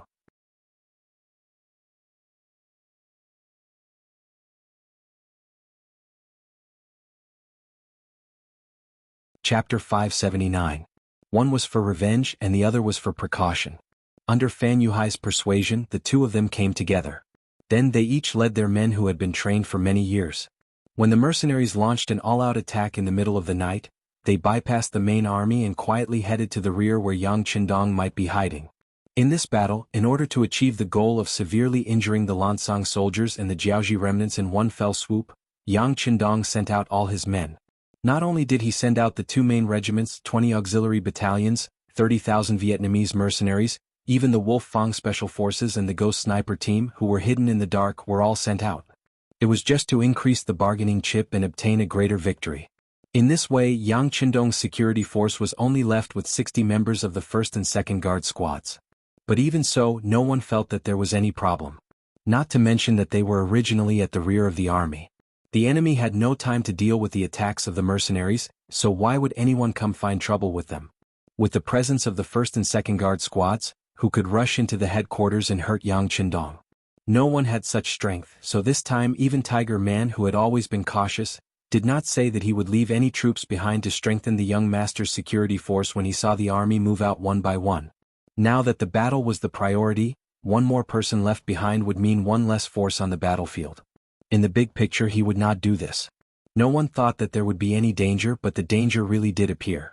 That was when Yang Qindong stood in front of the sand table, constantly listening to the battle reports from the reconnaissance battalion in front. Just as he was practicing the battle between the 2 sides, gunshots suddenly rang out from outside. What's going on? Without needing Yang Qindong to ask, Beta Persei immediately walked out. As the 6th young master's inseparable shadow, his existence had always been detached from the rest. Among the 5 guards of the Yang family he was also ranked the highest. This was also because his responsibility was to ensure the safety of the 6th young master. This task was originally sacred and noble. Second brother, someone is approaching us and has been discovered. Now we have sent people to chase after them. The captain of the 1st guard squad, Chiu V, flashed out from the darkness and repeated what had just happened. Be careful. Beta Persei nodded. He just thought that some stragglers had accidentally entered here. However, his duty still made him say this very seriously. Don't worry, second brother. Chiu V nodded his head. Although he was a little older than Beta Persei in terms of duty, especially in the heart of the 6th young master, he was obviously not as important as Beta Persei. It was not a loss to call him second brother. Beta Persei returned to the command center. When he saw Tiger's Mane's questioning gaze, he gently shook his head, indicating that it was not a big deal. After Tiger's Mane gave him a reassuring look, he followed behind Yang Qindong and inserted flags everywhere on the sand table. Bang bang bang. Several gunshots rang out again. This time the sound seemed to be a little clearer. Beta Persei's figure flashed out again, but not long after he walked back. There were still small groups of enemies appearing, but it was not a big deal. Tiger's Mane continued to assist the 6th young master in completing the military situation analysis on the sand table, but then the 3rd wave of gunshots rang out. This time, without waiting for Beta Persei to rush out of the command center, Tiger's Mane was the first to walk out. If the first time was a coincidence, the second time was an accident, then what was the 3rd time? If it was too much of a coincidence, then it was not a coincidence. Someone had done it on purpose. Soon Tiger's Mane walked back to the command center, but at this moment his face was not looking good. When he noticed that Yang Qindong was looking at him, he knew that he had to tell the truth. He lowered his head and said, Young master, some unknown enemies suddenly appeared outside. They are like ghosts. They come and go without a trace. 3 of our team members have been injured. Injured? Did you catch the culprit? Yang Qindong was surprised when he heard this. He was well aware of the strength of the guard squad. Putting aside the fact that their training requirements were already higher than the most elite of the cold front, just the sparring sessions with him had already shown how much they had improved. For someone to be able to injure them and even injure 3 of them in one go, it was only natural that they would be shocked. Tiger's Mane, who was questioned by Yang Qindong, looked a little bitter. After a moment of hesitation he replied, Our brothers are incompetent. We didn't catch the culprit. They were too fast and the team members didn't dare to chase after them. They were afraid that they would be lured away. We didn't catch them. This time Yang Qindong raised his eyebrows, but soon he laughed out loud. Interesting, interesting. It seems that this is a force to be reckoned with. What about the young master? Although Yang Qindong was laughing, Tiger's Mane knew that he was laughing out of anger. How could the master laugh happily when his team members were injured? What do? Of course we hit them. We can't let them act tough in front of us. How about this, if they come again, let the team members chase after them. They can hide for a while in the dark, but I don't believe that they can hide forever. If you see any suspicious targets, shoot. Don't be afraid of wasting bullets, Yang Qindong said fiercely. His smile had long since disappeared. Yes. Tiger's Mane naturally wouldn't disobey Yang Qindong's suggestion. However, there was still a problem, so he asked, Young master, how many people should we send out at once? Let's send out the entire second guard team first, Yang Qindong replied after pondering for a moment. If he sent out too few people, he was afraid that they would fall into the enemy's ambush. The gains would not make up for the losses. The entire second squad had 30 people, and they were used to cooperating with each other. Even if they faced enemies 10 times more than them, there wouldn't be any problems. With the advantage of guns, they could still retreat if they couldn't win. As soon as he heard that the entire second squad would be sent out, Tiger's Mane hesitated for a moment and said, Young master, isn't it too much? Not much, not much. The first time we send out the second squad, if there are still people coming, it proves that the enemy's strength and numbers won't be too small. Then we'll send out the first squad as well. After saying this, Yang Qindong glanced at Tiger's Mane and Beta Persei. He wanted to send out the 2 of them as well. After all, the enemy's goal must be to target him, and if there wasn't a good enough opportunity, they wouldn't easily appear. Therefore, it was best not to leave anyone around him to ensure that he could lure out the killer. However, he also knew that even if he said so, the 2 of them would not agree.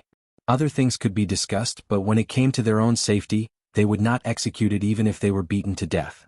Being able to withdraw the 2 guard squads was already the biggest concession they could make.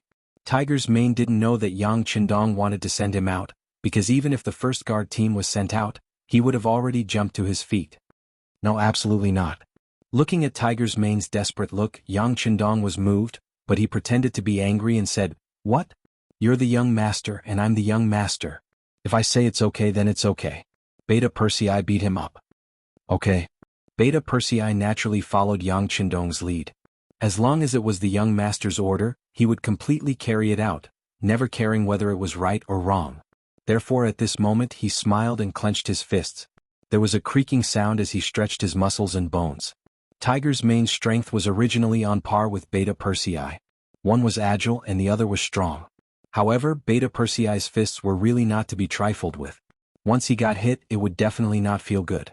Unless it was a battle of life and death, Tiger's Mane would usually be at a disadvantage in a contest like this.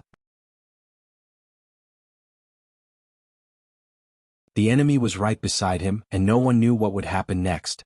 If he was injured at this time, it might delay the important matters. A wise man knows when to retreat.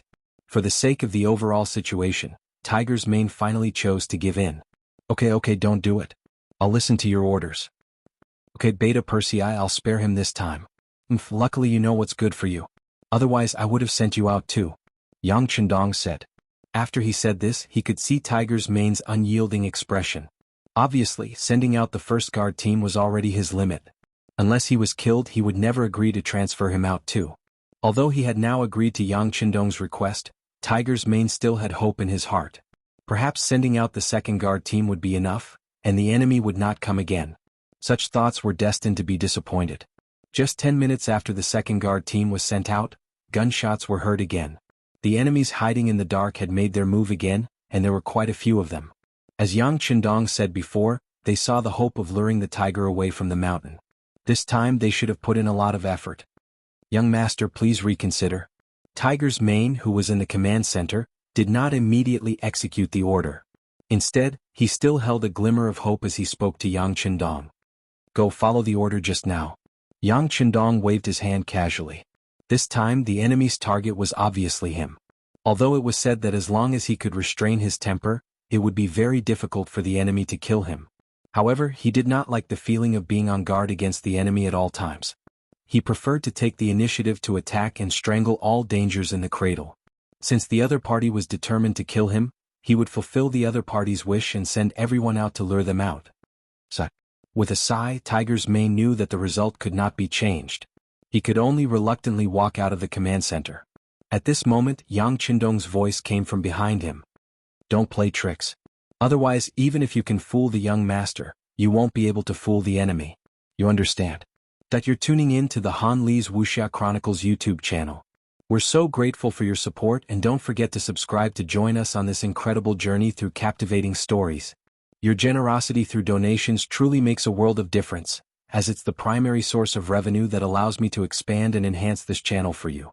Thank you from the bottom of my heart for being a part of this adventure.